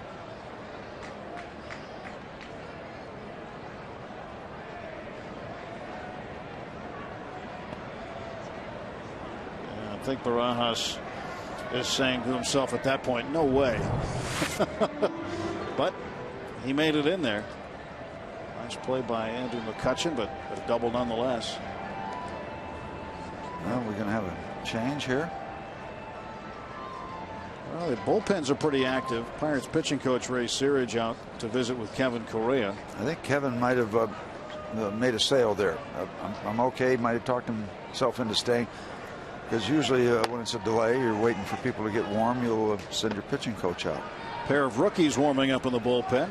Daniel Moskos, the lefty. Mike Cron, the right-hander.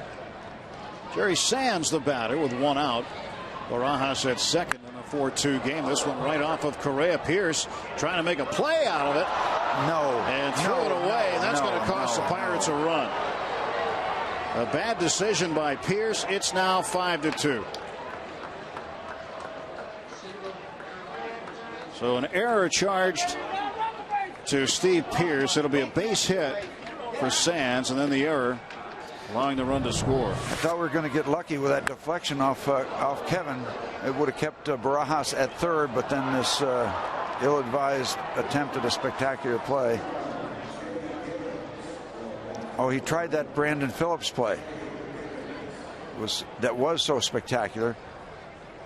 Phillips made it, and Steve Pearce did not.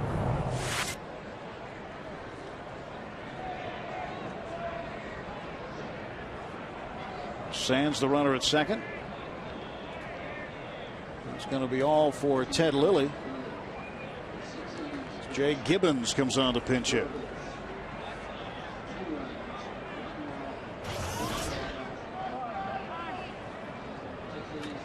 And that's going to be all for Kevin Correa.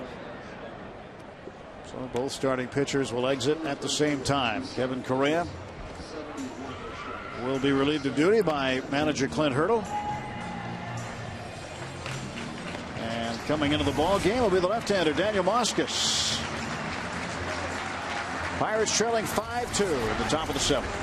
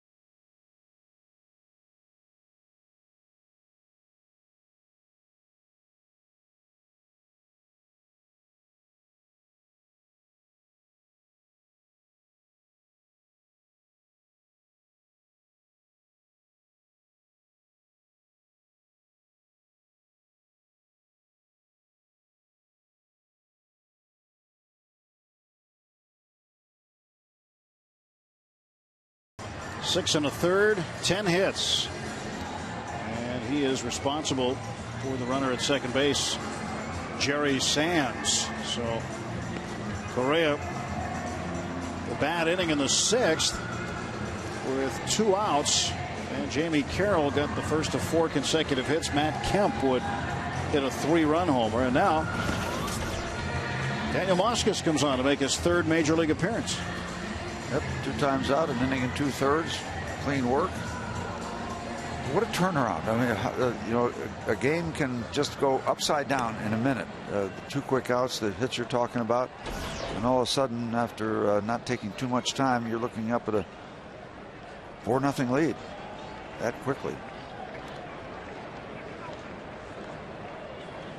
Daniel Moskus, Pittsburgh's #1 pick, the 4th pick overall in the 2007 draft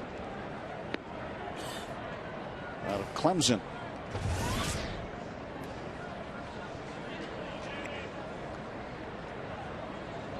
He works out of the stretch to Jay Gibbons, the pinch hitter. Gibbons takes high.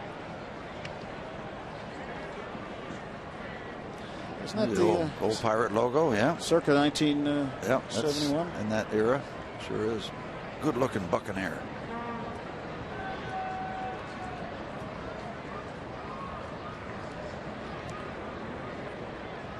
Moskus 1-0 pitch to Gibbons. And he delivers strike 1.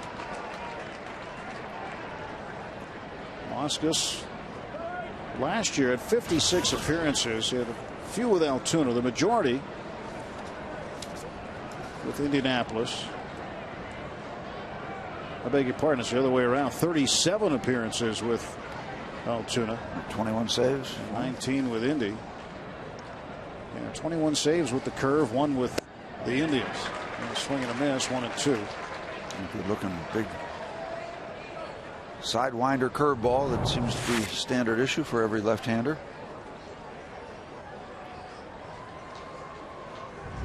Tough for the left-hand hitters to lay off.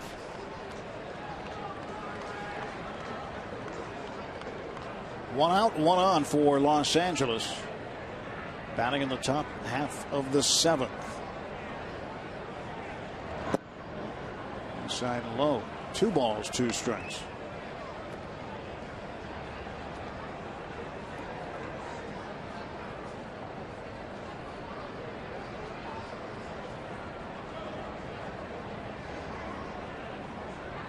Well, Moskos looking in at Domet. Looks back at Sands. Gibbons pops it up. This will be playable for Pierce. 2 men out.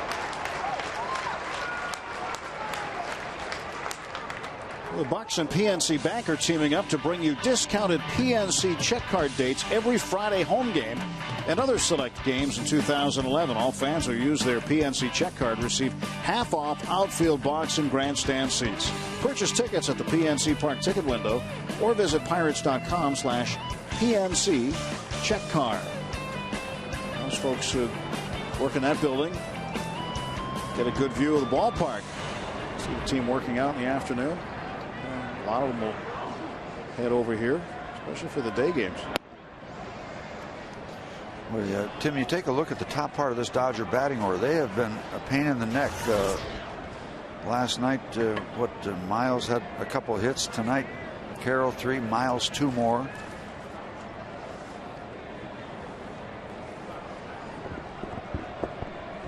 Jamie Carroll has not been out. He's been a key contributor in this ball game tonight. He's hit a number of times in the 8-hole, but now doing a pretty good job in the leadoff spot for the Dodgers.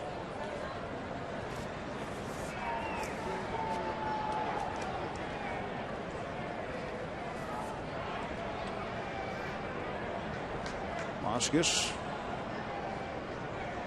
delivers 2-0. Staying away from Carroll.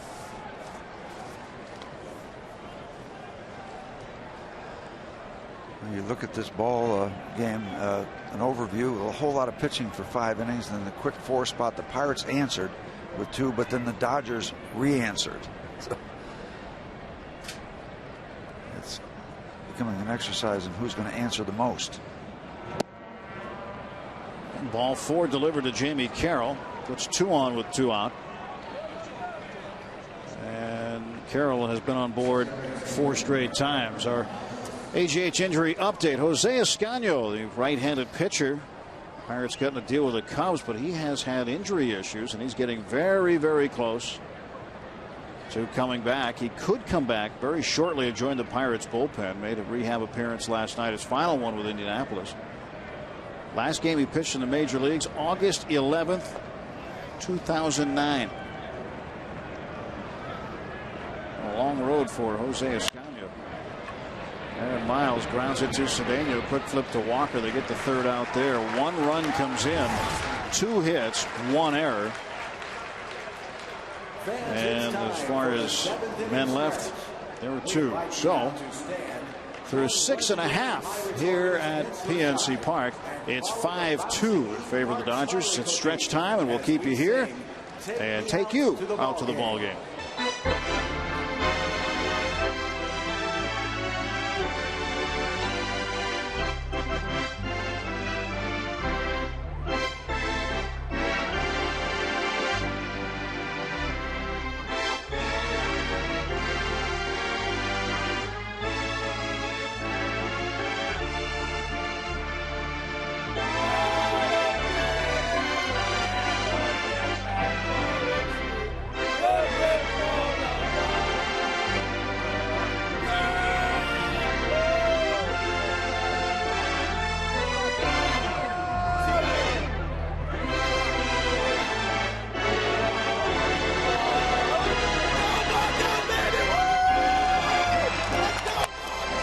Right.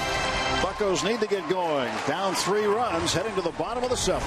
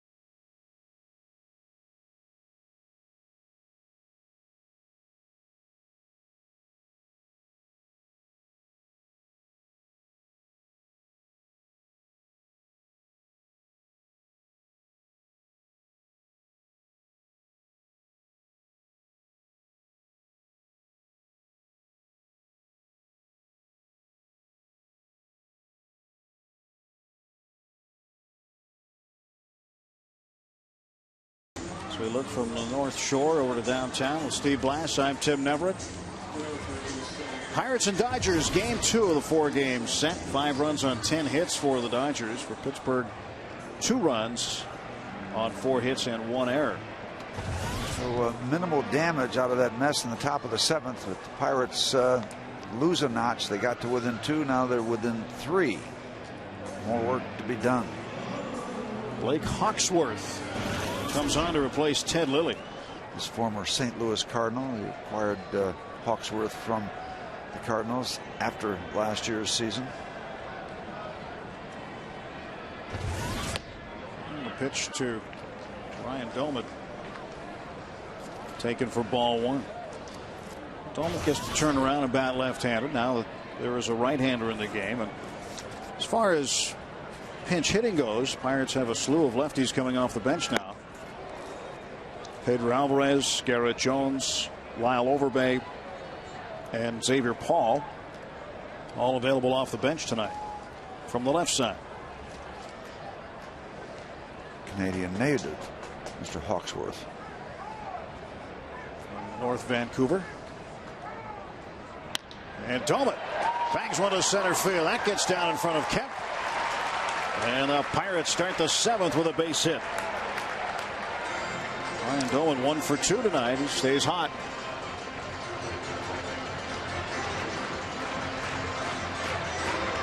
Brandon Wood hoping to get hot now himself. Keep in mind the Dodgers do not have Braxton, closer, Jonathan Braxton. He is on the disabled list.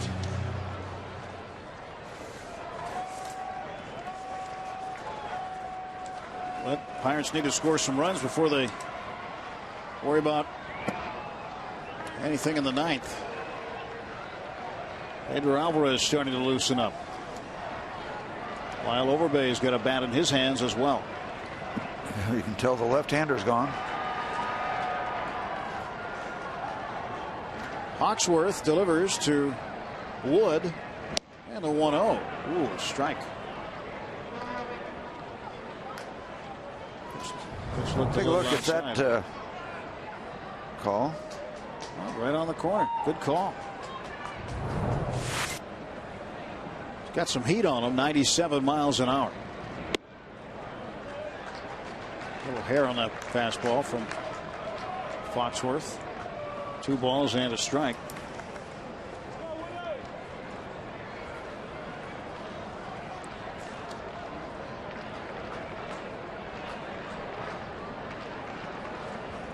Brandon Wood waits for the 2-1 pitch. Now it's 2-2. A little example of that fastball coming in at 97 miles an hour.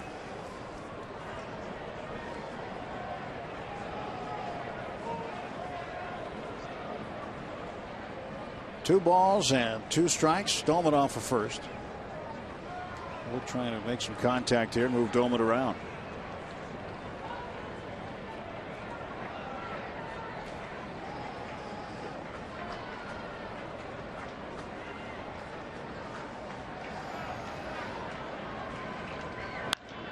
From the ear to right. Over into the corner is Ethier, and he'll make the grab. Andre Ethier stuck with it, and Wood retired. We had a text question for Steve Blash, came in earlier tonight. See what that question is, Steve, and if you have an answer for it. Okay. Give it a shot. All right, how long does it take a pitcher to get over a rough inning? Adam wants to know. Well, I'm an expert at that, having gone through that a good bit. Hours, if not days. I mean, it just eats you, especially after you've been so good for 5 2/3 innings. Well, as a position player, you can get out there the next night, trying to get it over with. Yeah, you got 4 days now to think about it. I mean, he'll be over in the morning, but it just grinds on you because you're pitching so well, and all of a sudden it goes upside down. El Toro coming to the plate. Pedro Alvarez didn't start this one tonight. Didn't start because the left-hander Ted Lilly was out. Now he'll face a right-hander, Blake Hawksworth. Came back Monday night after missing 4 games due to tendonitis in his right quad. Alvarez went 0 for 3 with a walk last night, but threw the glove around, made a couple of nice plays, including the one that ended the game. Nice diving stop off the bat of Aaron Miles. Hawksworth has given up a couple home runs. Total of what, 16 2/3 innings.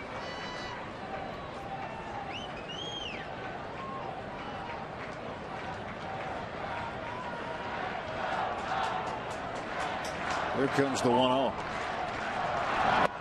2 balls, no strikes to Pedro. Talk about this play last night that ended the game. Laid out for the ball, got up and threw a strike to Overbay. Terrific play. That ball was hit so hard it wanted to take his glove out in the short left field. I mean, just tried to take the glove off his hand.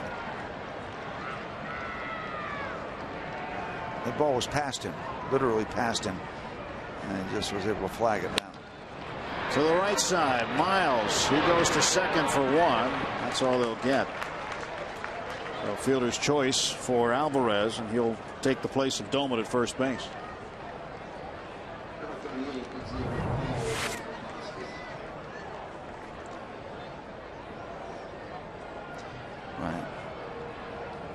Ryan Doman making sure there's no throw back to first base.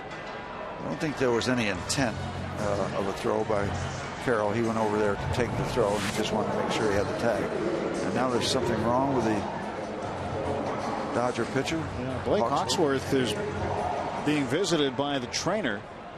Stan Conte comes out and pulled a groin or something. He probably was heading over to first base in case he was needed over there.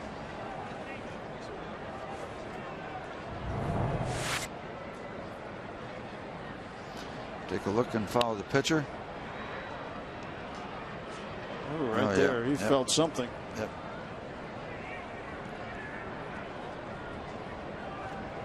Hawksworth will now get some warm-up tosses to see if he can go.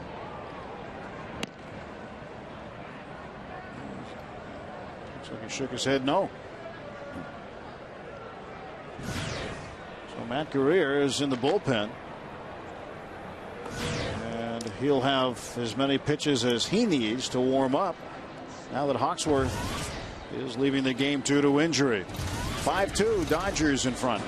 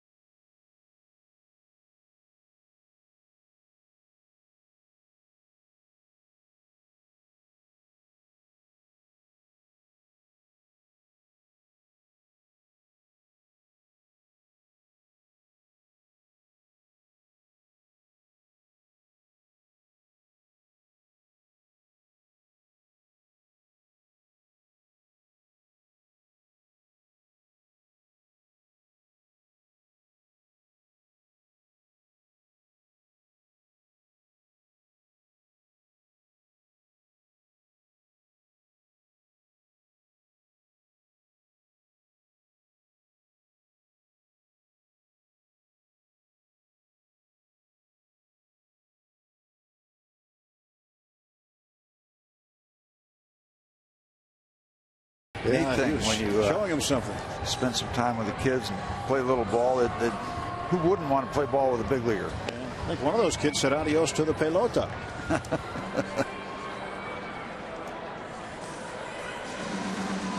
Somebody else was a little busy earlier today is Steve Blast on the old 2-8er. Look at that. Oh, tricky cameras. Yeah, Jimmy Krenn of the WDVE morning show out to do some filming. He does some personal filming that he uses, and we had a great time. In fact, we redid the jump. He was Bob Robertson, and he didn't buckle. Strong guy. So, Jimmy Krenn from the DVE morning show, and he does a lot of great work in the Pittsburgh area. It's always good to spend some time with Jim Krenn, a very talented guy. Yeah, I saw where you jumped up into his arms. Yep. I saw you walk in, and then I didn't know who it was. You took your hat off, and you put your Pirates jersey on, and then you went through the whole thing and recreated that. And that had to be a nice thing for Mr. Krenn to be able to reenact that with you. Yeah, we had a good time with it, a very, very good time. You know, it's always neat to put the old uniform back on and walk out on the ball field, and still it feels good to walk on the grass. You got your Pirate uniform on, number 28. A lot of fun. It was a good time, and it was a good time for Jim Krenn to be around the major leagues. Clint Hurdle threw him some batting practice, so all in all. He had some lessons from Greg Ritchie, Mark Strittmatter, the coaching staff today, and then got to go in the cage. Got to hit a couple of rounds. Xavier Paul, former Dodger, trying to make a mark against his old teammates. Did so with his speed in last night's game. Pinch running for Garrett Jones and coming around with what proved to be the game-winning run from first base. And Paul, foul tip into the glove. So Matt Guerrier, longtime Minnesota Twin. He takes over for Blake Hawksworth, who leaves with an apparent leg injury after 2/3 of an inning. 2 out and 1 on. Alvarez at first. Swing and a miss, strike 2. Well, with Alvarez hitting for Cedeno, if we can look ahead, that would mean that Brandon Wood would move over to shortstop, and Alvarez would stay in the game at third base. Guerrier's 0-2 pitch. Slap foul. Mike Crowder back up. Doesn't take Mike Crowder long to get warm.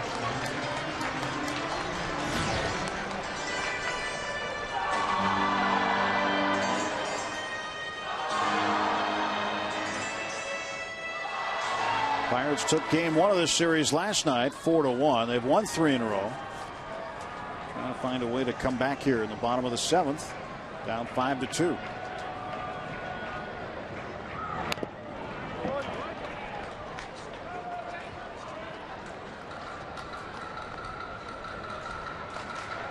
Root Sports Watch tomorrow and Thursday. Pirates pregame at 6:30. Game time shortly after 7. Then on the road in Milwaukee, 7:30 Friday night, 3:30 Saturday, and then Sunday an earlier game at 1:30 right here on Root Sports. Saturday day baseball from Milwaukee.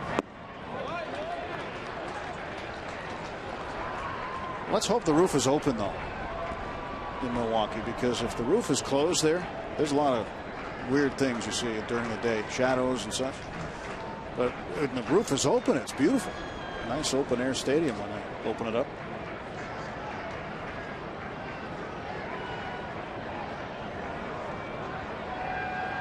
One ball, 2 strikes to Paul. Looks at strike 3. Matt Guerrier comes in and gets the punch out. And Xavier Paul doesn't like it too much. Swisher, is that the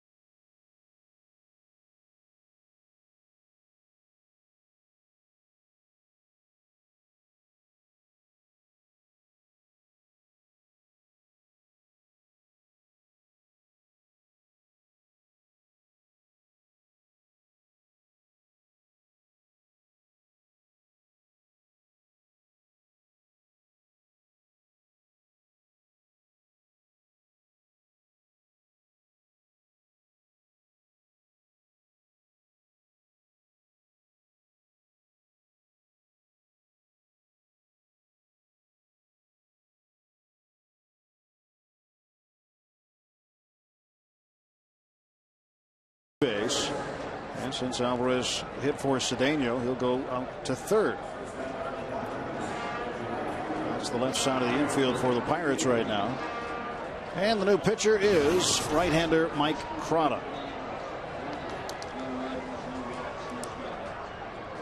Crotta takes over for Daniel Moscas, who ended up going 2/3 of an inning in the 7th. Didn't give up a hit. He did walk one, but it was a scoreless inning of relief.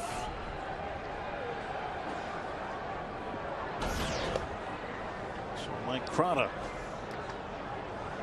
will face Andre Ethier to start the inning. Then Matt Kemp and Juan Uribe, 3, 4, and 5 in the Los Angeles order. Well, let's get them out here in the top of the 8th and get to the bottom of the 8th inning. That's our inning. Yep, that's the inning, and the top of the order is due up for the Pirates in the bottom half of the 8th. Got to get through the middle part of the Dodger order first as Crotta deals, and Ethier foul tips it into the glove of Domit for strike 1.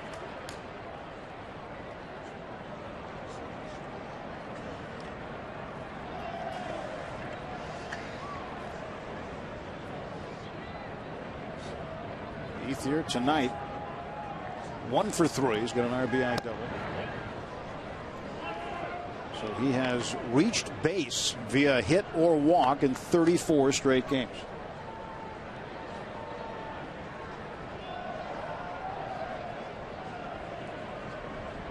And has hit in 33 out of 34 games.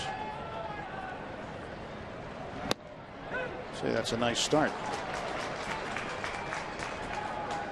Set a major league record for the month of April, hitting in 26 straight.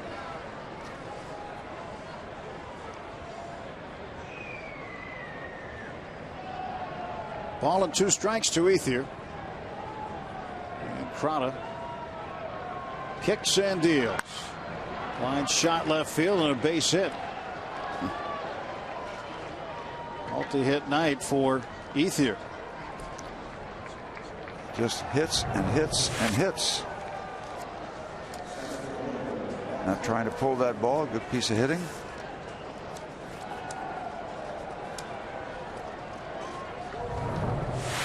So Ethier is aboard. Don't take it personally, Mike. He's doing it to everybody. His 12th multi-hit game this year. You know how many hits he had in the month of April? At least a hit a day. At least. He had 40 hits in April. Something else. Well, we just heard his name every day, every day. And it went on and on and on and on. It tied the franchise record. Rafael Furcal in 2008 had 40, and Mike Piazza in 1996 also had 40 hits in April. And Matt Kemp drives one through the left side of the infield. And Crotta touched up for 2 hits to start the 8th. That's the 1-2 punch of the Dodgers as you look at the lineup. But it's been a 1-2-3-4 punch with Carroll and Miles being very, very involved in the first 2 games of this series. As you saw in that graphic last half inning, 2 more to go for the Pirates of the road. Domit talking to Mike Crotta.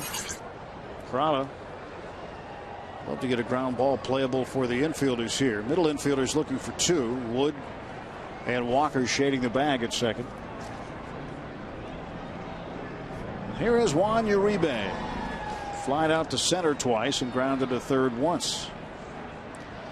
Well, the Dodgers were in double figures in hits last night, but only came up with the 1 run. They've cashed it in. Got 12 tonight. 13. Make it 13 as Uribe hits it into right field. Ethier comes around and he will score. Throw goes to second and Kemp gets back. It is now 6-2. 3 straight hits off Mike Crotta here in the 8th. Ray Searage will come up the dugout steps here momentarily.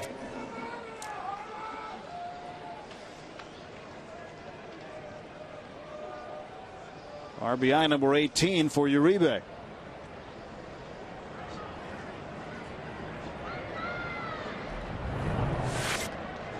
Well, you can imagine there's nothing that the Dodgers wanted to do more tonight than get back even for what they feel about last night's call. And they're doing it. Ray Searage waiting to the absolute last moment. Giving Chris Resop a little bit of time. Resop's last 2 outings have been very, very tough on him and trying to rebound. We talk about outings. What about the outing of Jose Veras last night? It looked like he was going to get really kind of roughed up, and then all of a sudden you get that double play, bizarre double play. Well, he has Matt Kemp, the first batter he faced, 3-2, and then he hit him with a pitch. And that's when Uribe lined out to left field. The controversial play there, where Tabata was telling people today that he caught it, but the video replay shows otherwise. And it turned into a double play. And then James Loney bounced out to Walker at second base to end the inning. Veras, right place, right time, picks up the win. Yep. Don Mattingly got ejected over the play. So did Uribe. First career ejection for the skipper of the Dodgers.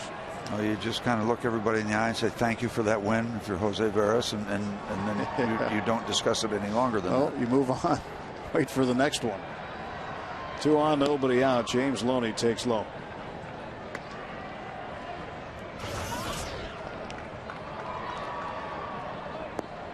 Two more games with the Dodgers before the Pirates head out of town. They'll go to Milwaukee. And then two-game series. 2 games in Washington against the Nationals, then 2 more in Cincinnati before returning home. 1-1 the count to Loney. Well, this has basically been a tale of 2 different baseball games. Scoreless through 5 innings, and then a lot of stuff going on after the 5th ended.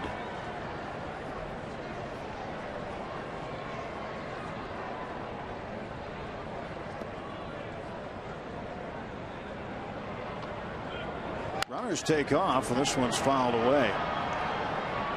Well, Uribe took a couple of steps from first to second. I'm not sure he saw a sign, but Kemp was trying to rip off third base. Yeah, Juan wasn't part of this whole deal. The runner at second, and then just a little stutter step by Uribe.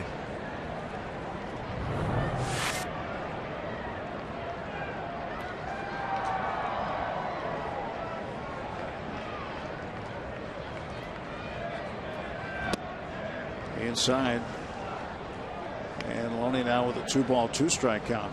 You know, Kemp was involved in that double play, turned by Tabata and Walker last night in the 8th inning. And the last time the Pirates turned 2 double plays in the same game that began with a flyout and doubled off a runner that didn't tag up, July 1st, 1996 against the Cubs. So it had been a while since the last time the Pirates did that.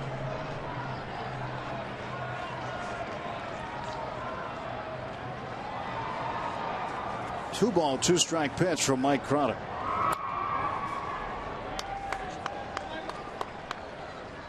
And we go back and take a peek at it last night. This was the play that everybody was talking about after the game and all day today. But a great job by Jose Tabata. Then Walker throws a strike to Overbay. So Walker was in the middle of both of those? He was. First one working on his pivot. Yeah, Andrew McCutchen pulled it off the center field wall earlier in the game. And this one goes to the backstop. Dome it right back to him, but no throw. A wild pitch for Craddock. And this is a mess. That's not Mike's night.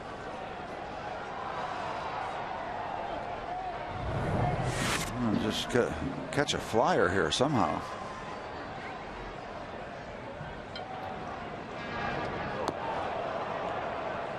Well, coming off that stone, he was lucky it came right back to him. Yeah, that wasn't just a miss.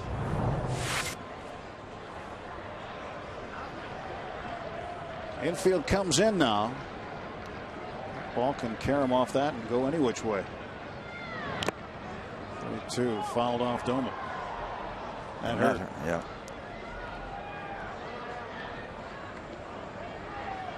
Ryan's catching his 3rd straight game. One thing about the catching tandem is Clint Hurdle's had an opportunity to split time between Doumit and Snyder and keep both of them fresh. But in this instance, with Doumit catching 3 days in a row, it's because he's had the hot bat.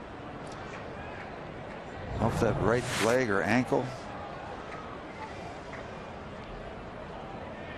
Take a little bit more than that to get Doumit out of the game.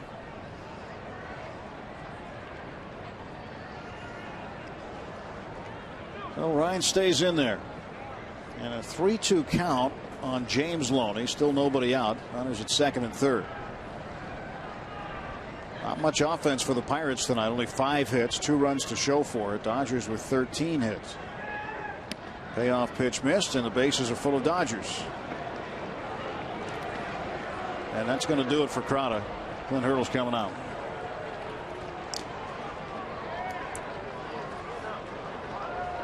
So Crowder faces 4 hitters, doesn't get an out, gives up 3 hits and walks a man. And Clint Hurdle will go to the bullpen. 6-2 Dodgers.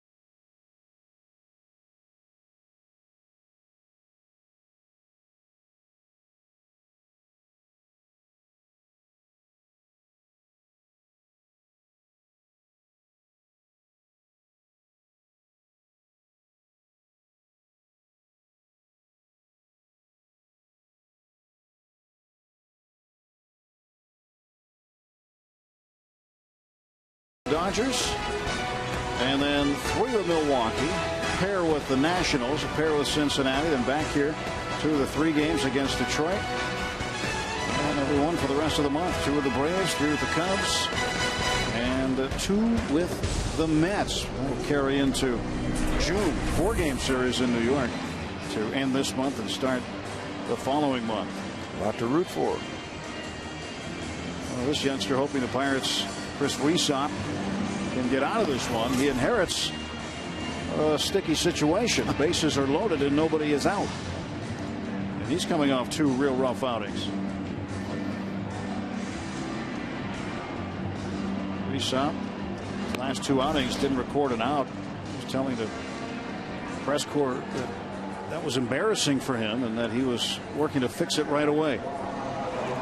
Well, good place to start, but you're right. This is sticky and then some. So all 3 runners on base, the property of Mike Crowder. He leaves after not recording an out, giving up 3 hits, walking 1, and giving up a run. Rod Barajas, 2 for 3, robbed of a hit by Neil Walker back in the 3rd inning.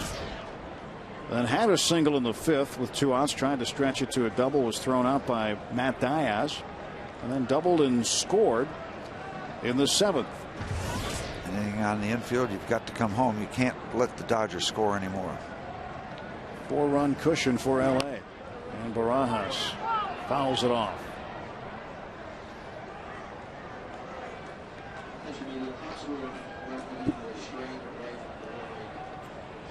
Groin pull for Hawksworth.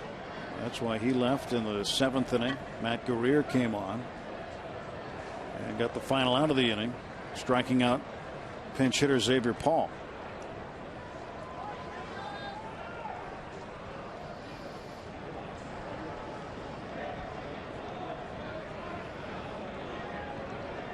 0-1 to Rod Barajas. And the pitch. Strike 2.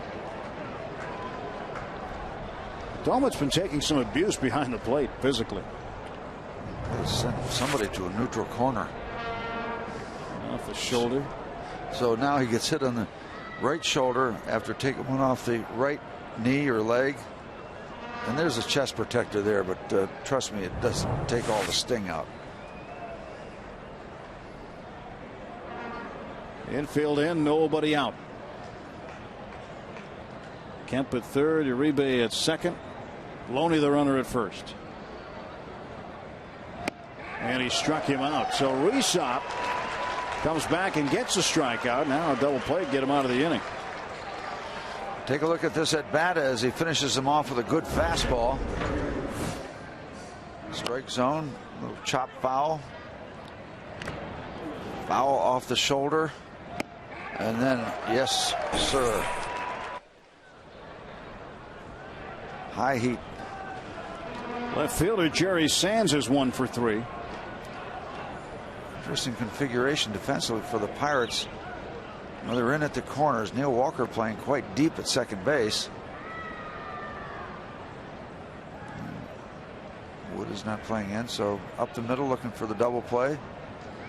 The corners, still trying to cut off that run, at least at first base.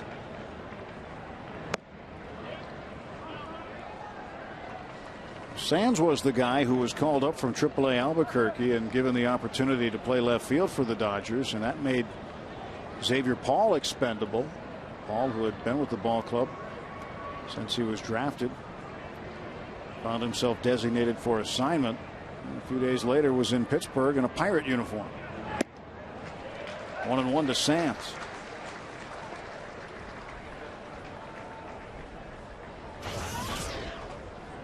Sands was doing a pretty good job in Albuquerque, so the Dodgers wanted to give him an opportunity at the big league level.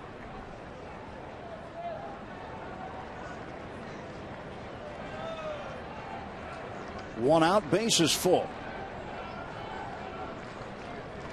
Chris Resop's 1-1 pitch. Strike 2. A couple of nice crisp fastballs, 93, 94 miles an hour.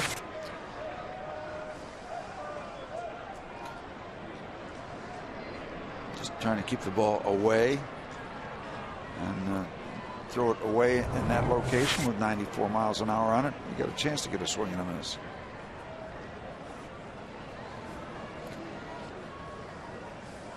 And the 1-2. Close.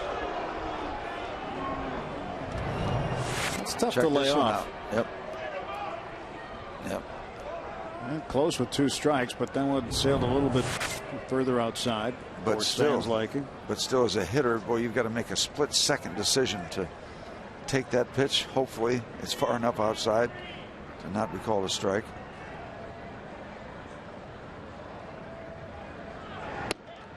Tries it again. Yep. Maybe a little further out. So now he's come down to cases. Yeah, nowhere to put Sands. Sands has to be thinking strike. And Resop the same thing.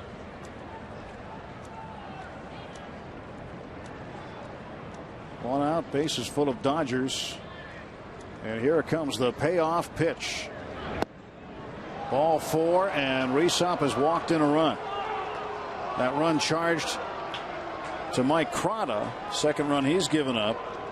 But Resop tried 3 straight pitches to paint that outside corner or to get a chase out of Sands, and Sands took all 3. This last one just barely off the corner.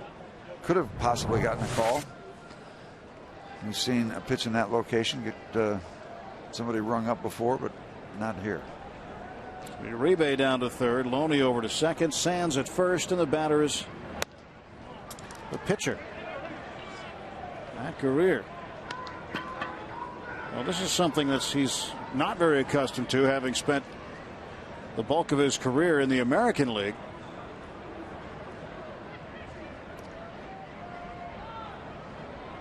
You wonder if he's going to pull off the Statue of Liberty player, maybe put it in play and Pirates can get 2.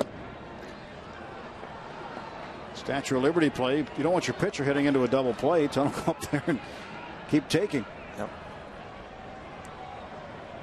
Clint Hurdle was asked about that yesterday, if he'd ever done that. He said no, he wants the pitchers to get active in the offense, but he had been around a ball club before where that had been ordered.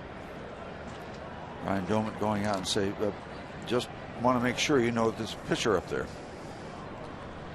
Now Don Mattingly might have just signaled to make sure they bunt. I was thinking he was going to say take. It almost looked like he moved his hands in the manner in which to bunt. But it is the Statue of Liberty play for Guerrier, and Reesop has fallen way behind 3-0.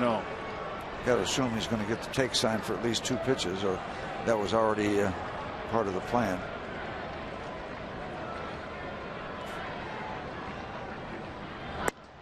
And it's a strike.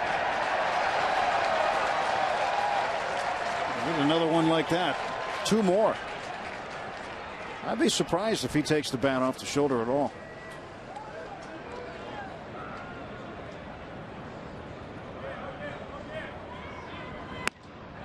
He walked it. So Reesop has walked 2 in a row. 2 runs come in. It is now 8-2.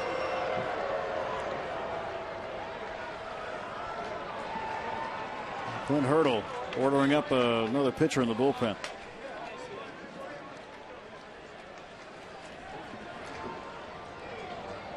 This was such a good ball game for 5 innings. I hate to keep saying it, but both pitchers pitching extremely well. No runs on the board for 5 innings, and now this is a very one-sided conversation by Ray Searage to his pitcher. Basically, in a lot of different words and a lengthy conversation, enough. Well, in that situation, you've got a pitcher who his whole career never picked up a bat, and you know he's not going to swing. You got to throw strikes. You can't walk the guy, walk in a run. Well, Daniel McCutcheon is up, and that's certainly what part of that message had to be. But Reesop knows that.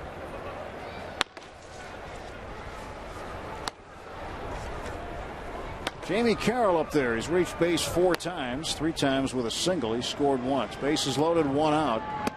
And what has been not a good 8th inning. Ugly 8th inning. You know, one of the things too that grinds on you is a ball game that's out of hand, and this ball game is at least heading there, if not there already. You don't want to use up a lot of arms. If somebody's going to have to take a beating, that's one arm that you don't have to dip into the bullpen and get more pitchers into a ball game that really is, all intents and purposes, out of reach.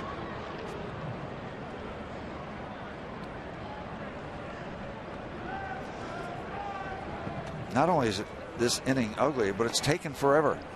To be quite honest. This was just the top of the 8th. 8th man to hit, Jamie Carroll.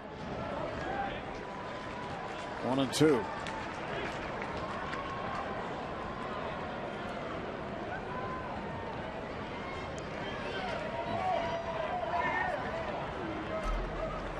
They missed their lemonade. Yep. Kenny Goodell.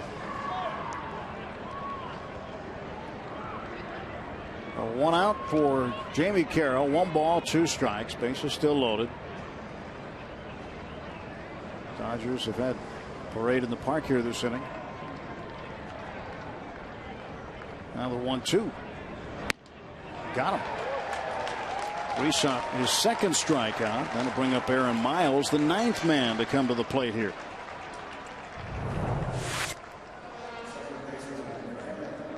Fastball up and in, effective with that kind of speed.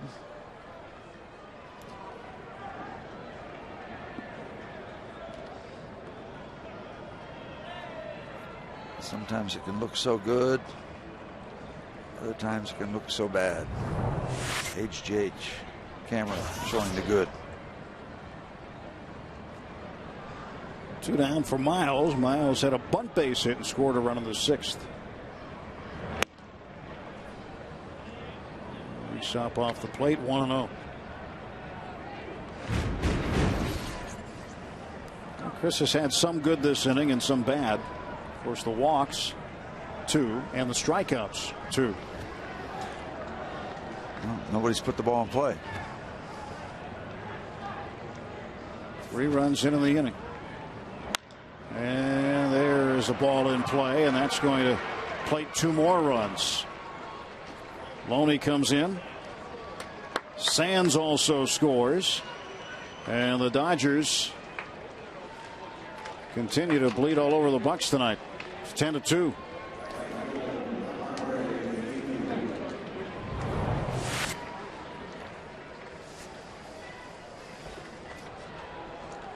Miles has done a good job going the other way tonight, Steve. He's hit balls that have been pitched in the outer half, and he's gone that way.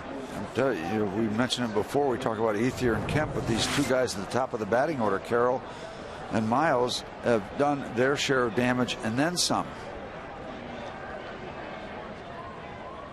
The pitcher, Matt Guerrier, is out at second base, and the batter is Andre Ethier. Ethier started the inning with a base hit. 12th multi-hit game. And right now, Resub wants to make sure he doesn't have a multi-hit inning.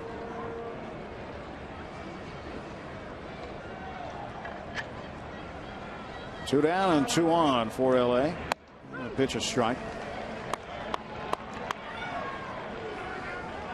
Dodgers started the night 16-20. They had lost 7 of their last 10, 5 of the last 6. And that's Cormier getting loose now for Los Angeles.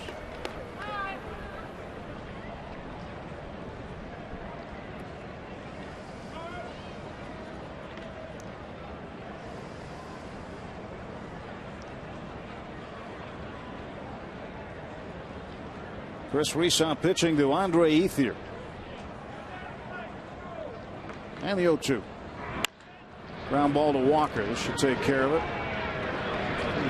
And that is out number 3 in an ugly, ugly inning where the Dodgers put 5 on the scoreboard and lead it after 7.5, 10-2.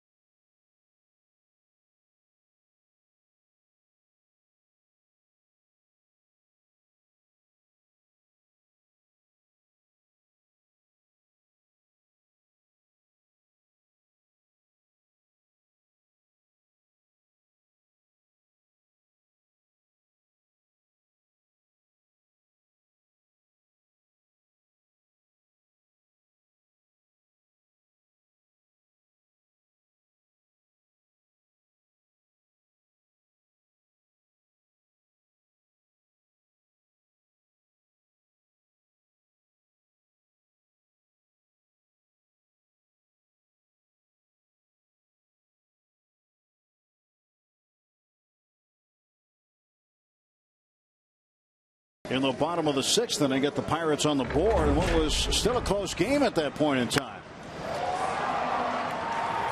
Just a towering shot that left the yard. Home run number 6 for McCutchen. And they really backed that up with another run. And at that point, they were just 2 down after the explosion by the Dodgers in the 6th. But well, the rest of it has not been nice. Matt Guerrier stays on, the right-hander. He'll face Andrew McCutchen.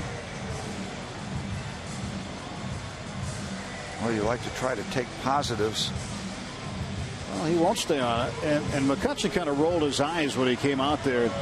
Why does Don Mattingly do this? Why does he have him hit, then come out and get on the mound, and before he throws a pitch, he's going to go to his bullpen? Talk about that in just a moment as we pause for a pitching change timeout. You run your own show. You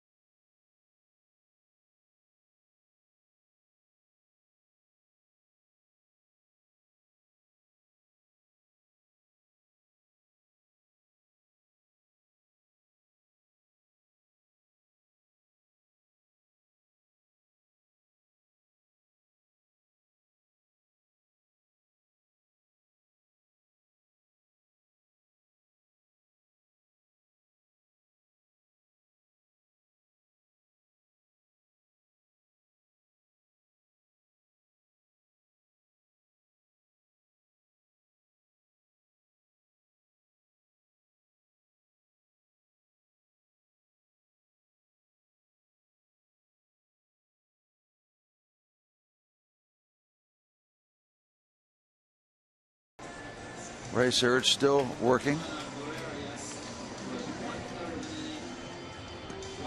Kind of more animated than we normally see him when he's conversing with the pitchers. Well, a pitching coach has to be their best friend, but he also has to convey that he'll come down when it's needed, and he'll come down hard. And that's part of it. You can't baby these guys, and they all know it. There's a time to give a guy a pat on the back, and then there's time to kick him in the butt. Well, it's Cormier comes on. And what about this maneuver that Don Mattingly just pulled off? I don't understand it. Yeah, why do you let him hit first of all, and then if you let him hit, why do you send him out there? Well, he's got players on the bench who could have come up and hit. He's only used one bench player so far, Jay Gibbons, who would have Ivan De Jesus, Russell Mitchell, or Tony Gwynn Jr. Plus Deanna Navarro. He's not going to use him, though, the backup catcher tonight. But he elected not to do that. He sent his pitcher up there to take, and it worked out for the Dodgers as Guerrero would walk.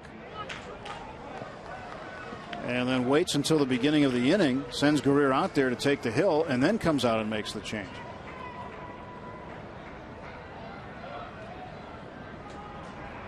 Two and one to McCutcheon.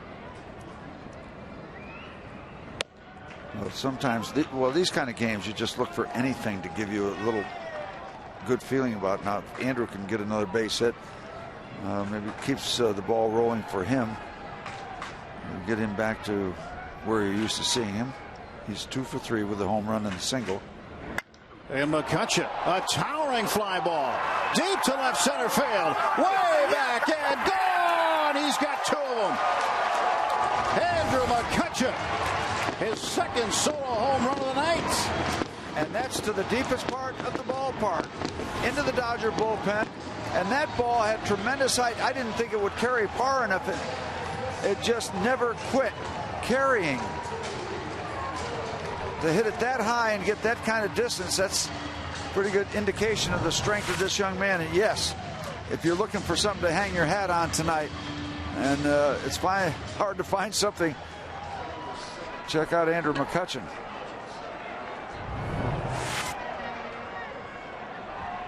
Impressive.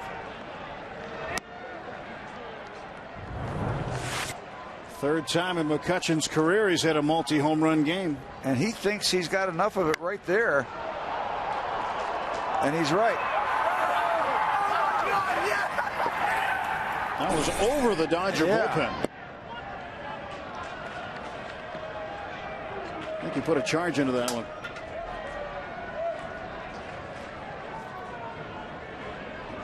crushed it. Jose takes inside. Worth another look when you hit it that far, and Andrew knows it. Well, does he know it? Yeah. You're doing the right thing. Don't embarrass anybody. Just get yourself around the bases. Well, he was a little bit irritated when they made the pitching change. He was walking to the plate, and then they came out to make the change. And he rolled his eyes a little bit, and you could tell he was restraining himself from making some other kind of expression on his face, and then walks up there and hits the farthest ball we've seen in a while. And Tabata down on strikes. One out for the Pirates in the bottom of the 8th. In case you missed it around the big leagues, Tony La Russa diagnosed with shingles, and he will miss an undetermined amount of time. Cardinals in Chicago tonight. Chase Utley will begin rehab in Clearwater, Florida. He's had patellar tendonitis. Tim Wakefield, next appearance, will make him the oldest Red Sox pitcher ever. 44 years old, 281 days. And Bruce Chen placed on the 15-day DL for the Royals. Get up there, 44 plus. That's, you know, like getting and that's creaky bones and things. That's 44 and a lot of plus, 281 days. And the Red Sox will be in town. Yeah, they'll be here in June.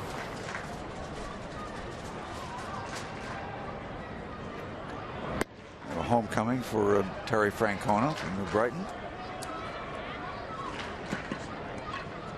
Hope to see Dad Tito out at the ballpark. That works out for their family. So, classy group of people, Francona family. He's done a good job with the Red Sox franchise.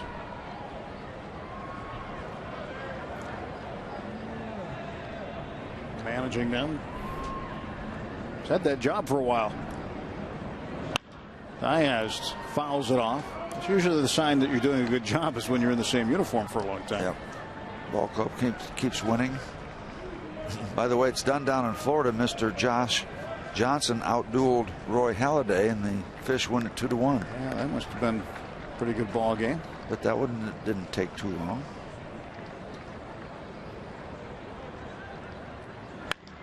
This one's inside of first and down the line, and Diaz will sprint for 2.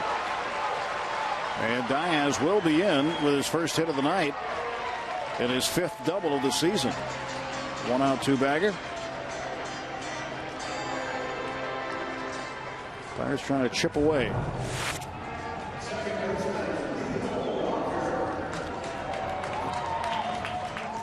Well, you can see Matt Diaz just come inside with the hands and just slice the ball. It's just kind of a slice type of a swing.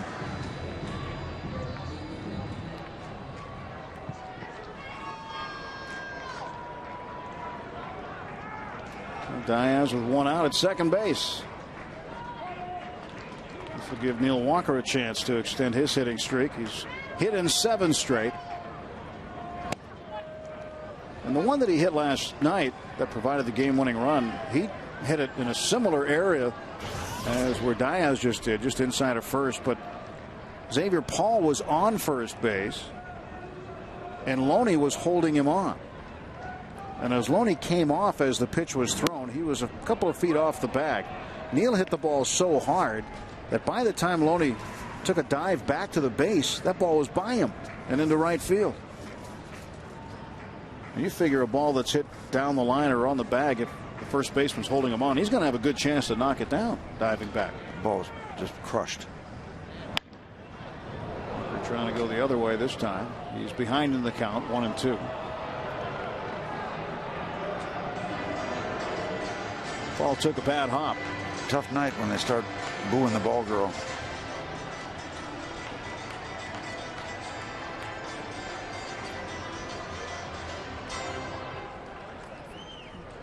Well, she won't get charged with an error. That's okay.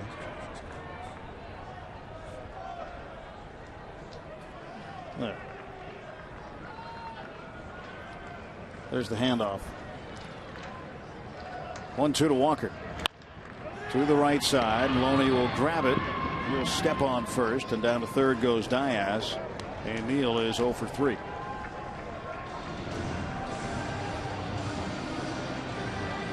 Well, you got 2 kids and 1 ball. What do you do?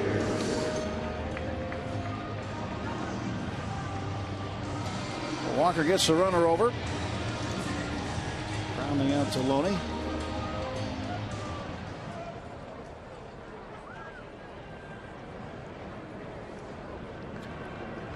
She's happy. Steve Pearce looking for his second hit. He's 1 for 3. Takes a strike. 10-3 Dodgers, bottom of the 8th. Good night for Andrew, but not quite as good as that night last year when he hit 3. That was a pretty good one.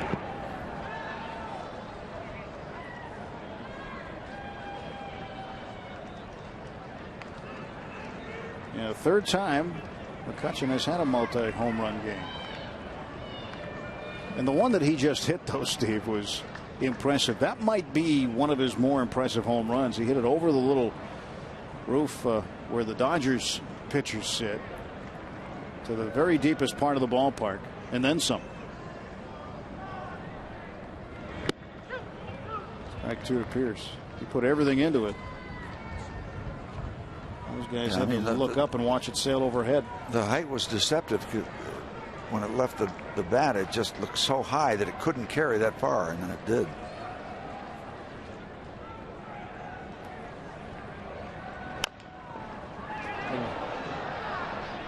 Will that be a fair ball? Foul ball. And what happened was home plate umpire Tim Welke looked down to the third base umpire Andy Fletcher, who called it a foul ball. Pierce thought it was foul, but Welke didn't make the call right away. It hit him in the arm before he got out of the box. That's why Steve stopped.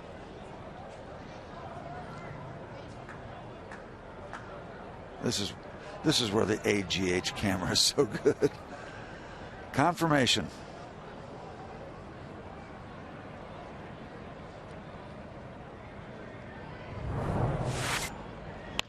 Now Pierce will rip it down to third. Uribe with a backhand play.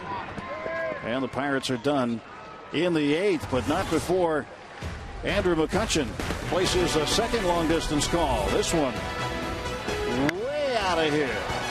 Deep to left center field. And it's a 10-3 game.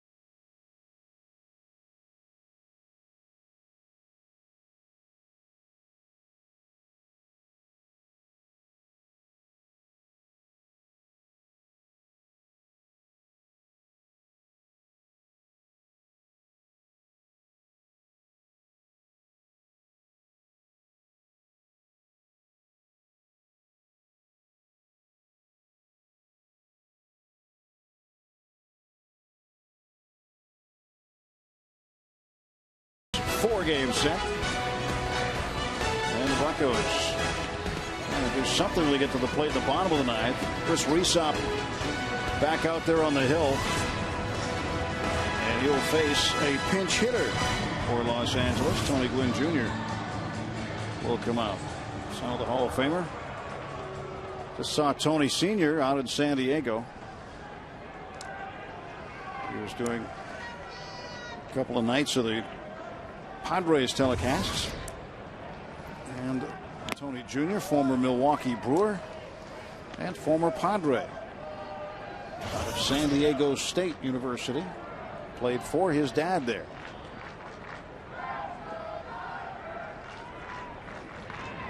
One is outside.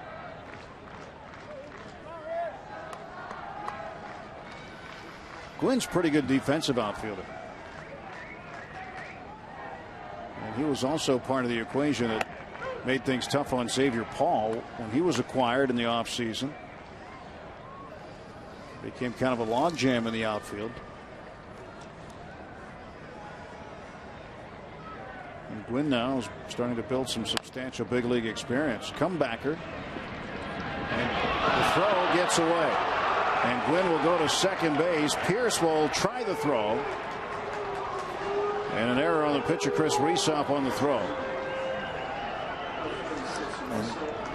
It happens to everybody in the course of a career. It's going to happen once to you, but when it happens tonight, after what's gone down so far, it just looks terrible. It just tries to lob it over to first base, and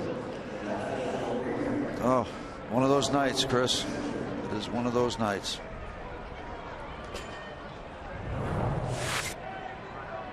The Pirates, who have been playing good, tight defensive baseball. In fact, some spectacular plays early in this game. This is 2 ball games.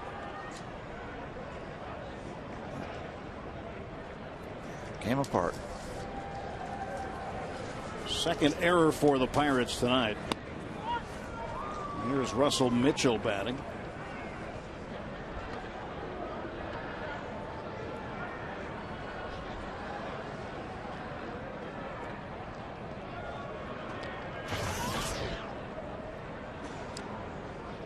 Pirates had a streak going earlier in the homestand where something like 59 or 60 innings of errorless baseball. Until the 7th inning tonight.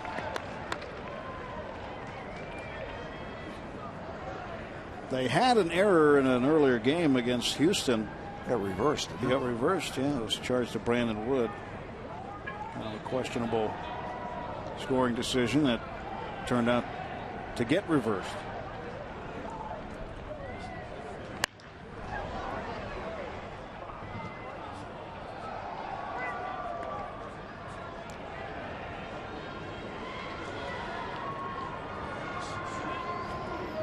Oh, and 2 to Russell Mitchell right now.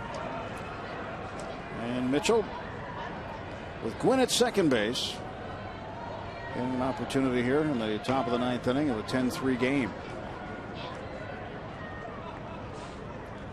Resop with nobody up in the bullpen. He's going to have to wear this one here in the 9th. And he struck him out. Mitchell, who is hitting for Uribe, goes down on strikes. That'll bring up James Loney.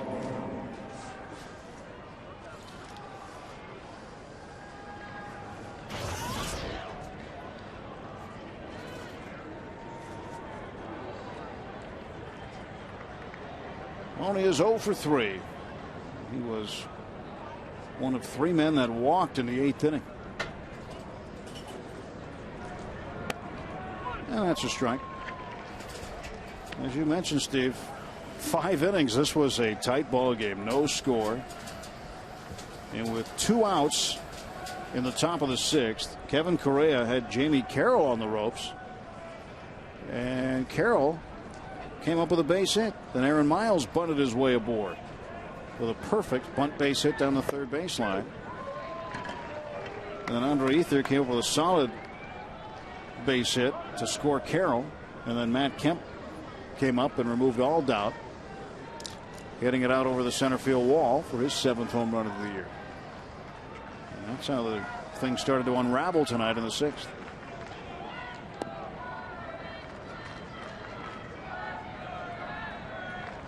Resop's 0-2 pitch to Loney.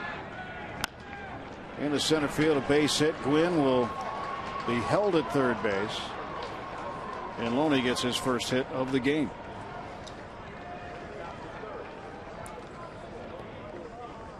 So runners at first and third now with one out. And Andre Ethier has had a big night tonight. A couple of hits, a multi-hit night for him. Matt Kemp has had a big night. Multi-hit nights for Jamie Carroll and Aaron Miles. 15 hits. And a multi-hit night for Rod Barajas, who's at the plate. Single and a double for him. Well, you basically just want to get on the other side of this one. Put it in the can. Start again tomorrow even. What time's the game tomorrow? Yeah. How about noon? Well, the Pirates, get the taste out of this out of your mouth. That's what you want, though. You want to get right back at it. And still 3 outs to go. And down 7 runs here. Dodgers with an opportunity to add on. Paul Mulholland will get the start tomorrow night against Hiroki Kuroda. And Mulholland looking to dig into his record of 1-4. Kuroda's 3-3. And Thursday, John Garland against Charlie Morton. Daniel McCutchen getting back up. I think they had hoped that Chris Reshop would be able to get through this 9th inning and not have to use another arm.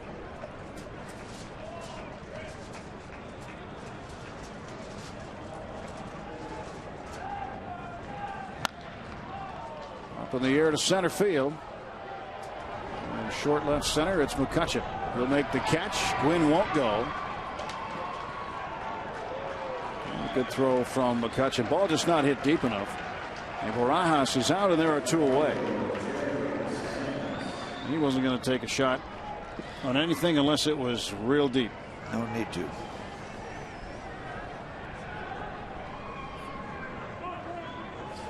James Loney, the base hit. He scored a run earlier.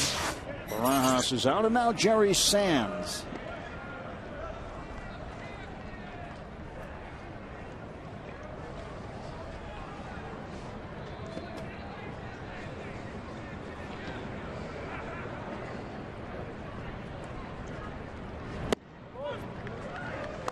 Strike is called.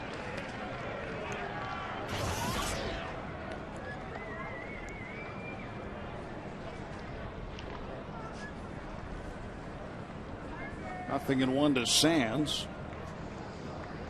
He walked in the 8th. Reshop trying to throw it by him here. Nothing in 2 the count. It has been feast or famine for Chris Reshop. 3 strikeouts. I have my figures right, but the rest of it's not been nice.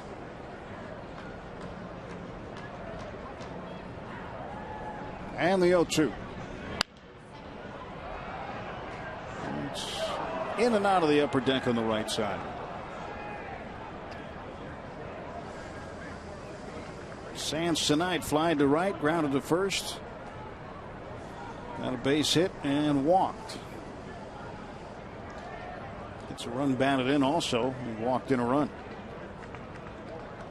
So 0-2 to Sands. Gwynn the runner at third. Loney at first. Reshop just trying to finish things up.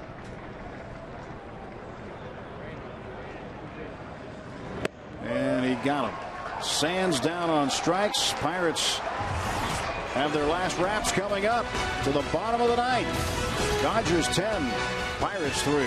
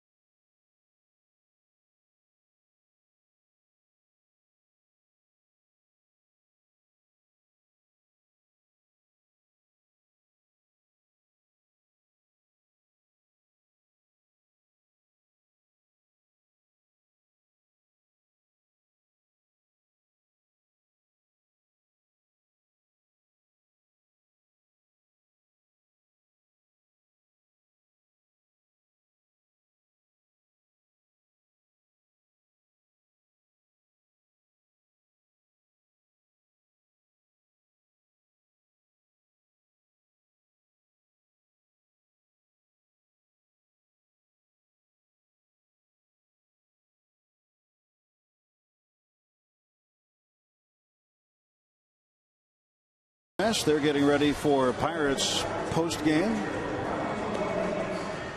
And they'll break this one down for us when we are complete. This one was kind of broken. Well, maybe they'll try to fix it. Defensively, Gwynn remains in center field, taking over for Matt Kemp. Russell Mitchell over at third base for Juan Uribe. And Ryan Doumit get another at bat. Doumit is 1-for-2 tonight with a walk.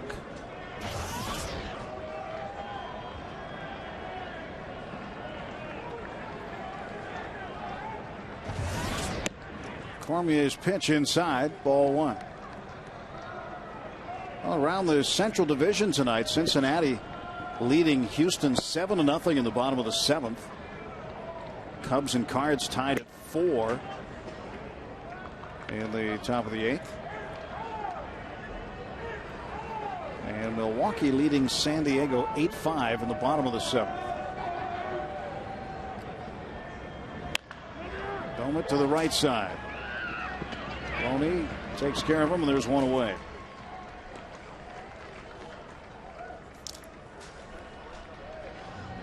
So it could be a tough night for the Bucks in the standings in the division. Could be. Could be. I don't think they're going to get too affected. If the Cubs were to win, they'd still be behind them, and if Cincinnati wins, they're still ahead of them, so they won't move either way. And Cub win would take care of the Cardinals for the evening. Right.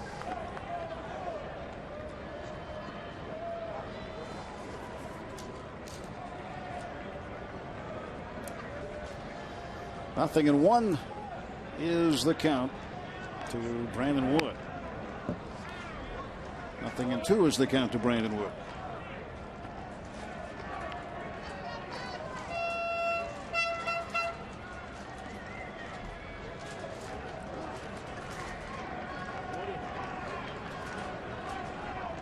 Wood picked up on waivers on the 22nd of April from the Angels. He's proven to be a pretty good bench pickup tonight. However, he's 0 for 3. Grounded out to third in the second inning and then flying out to short and right.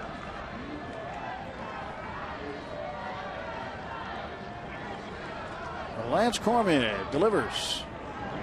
It's high and outside. I'll tell you, Tim, some of the faithful, and there aren't many still in the ballpark, but some of the faithful that have hung in here tonight are the most serious of Bucco fans.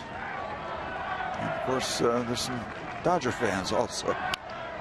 Brandon Wood down to the left side. Mitchell throws him out. 2 away. Pirates down to their final out tonight.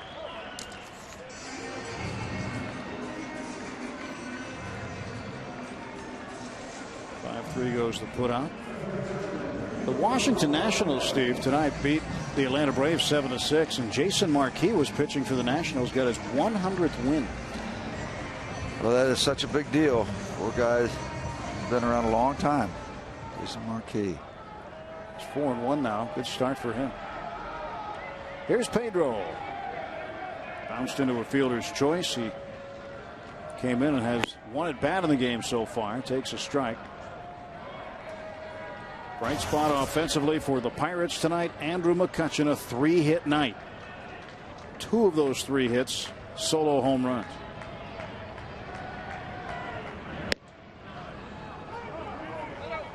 On 1 to Alvarez.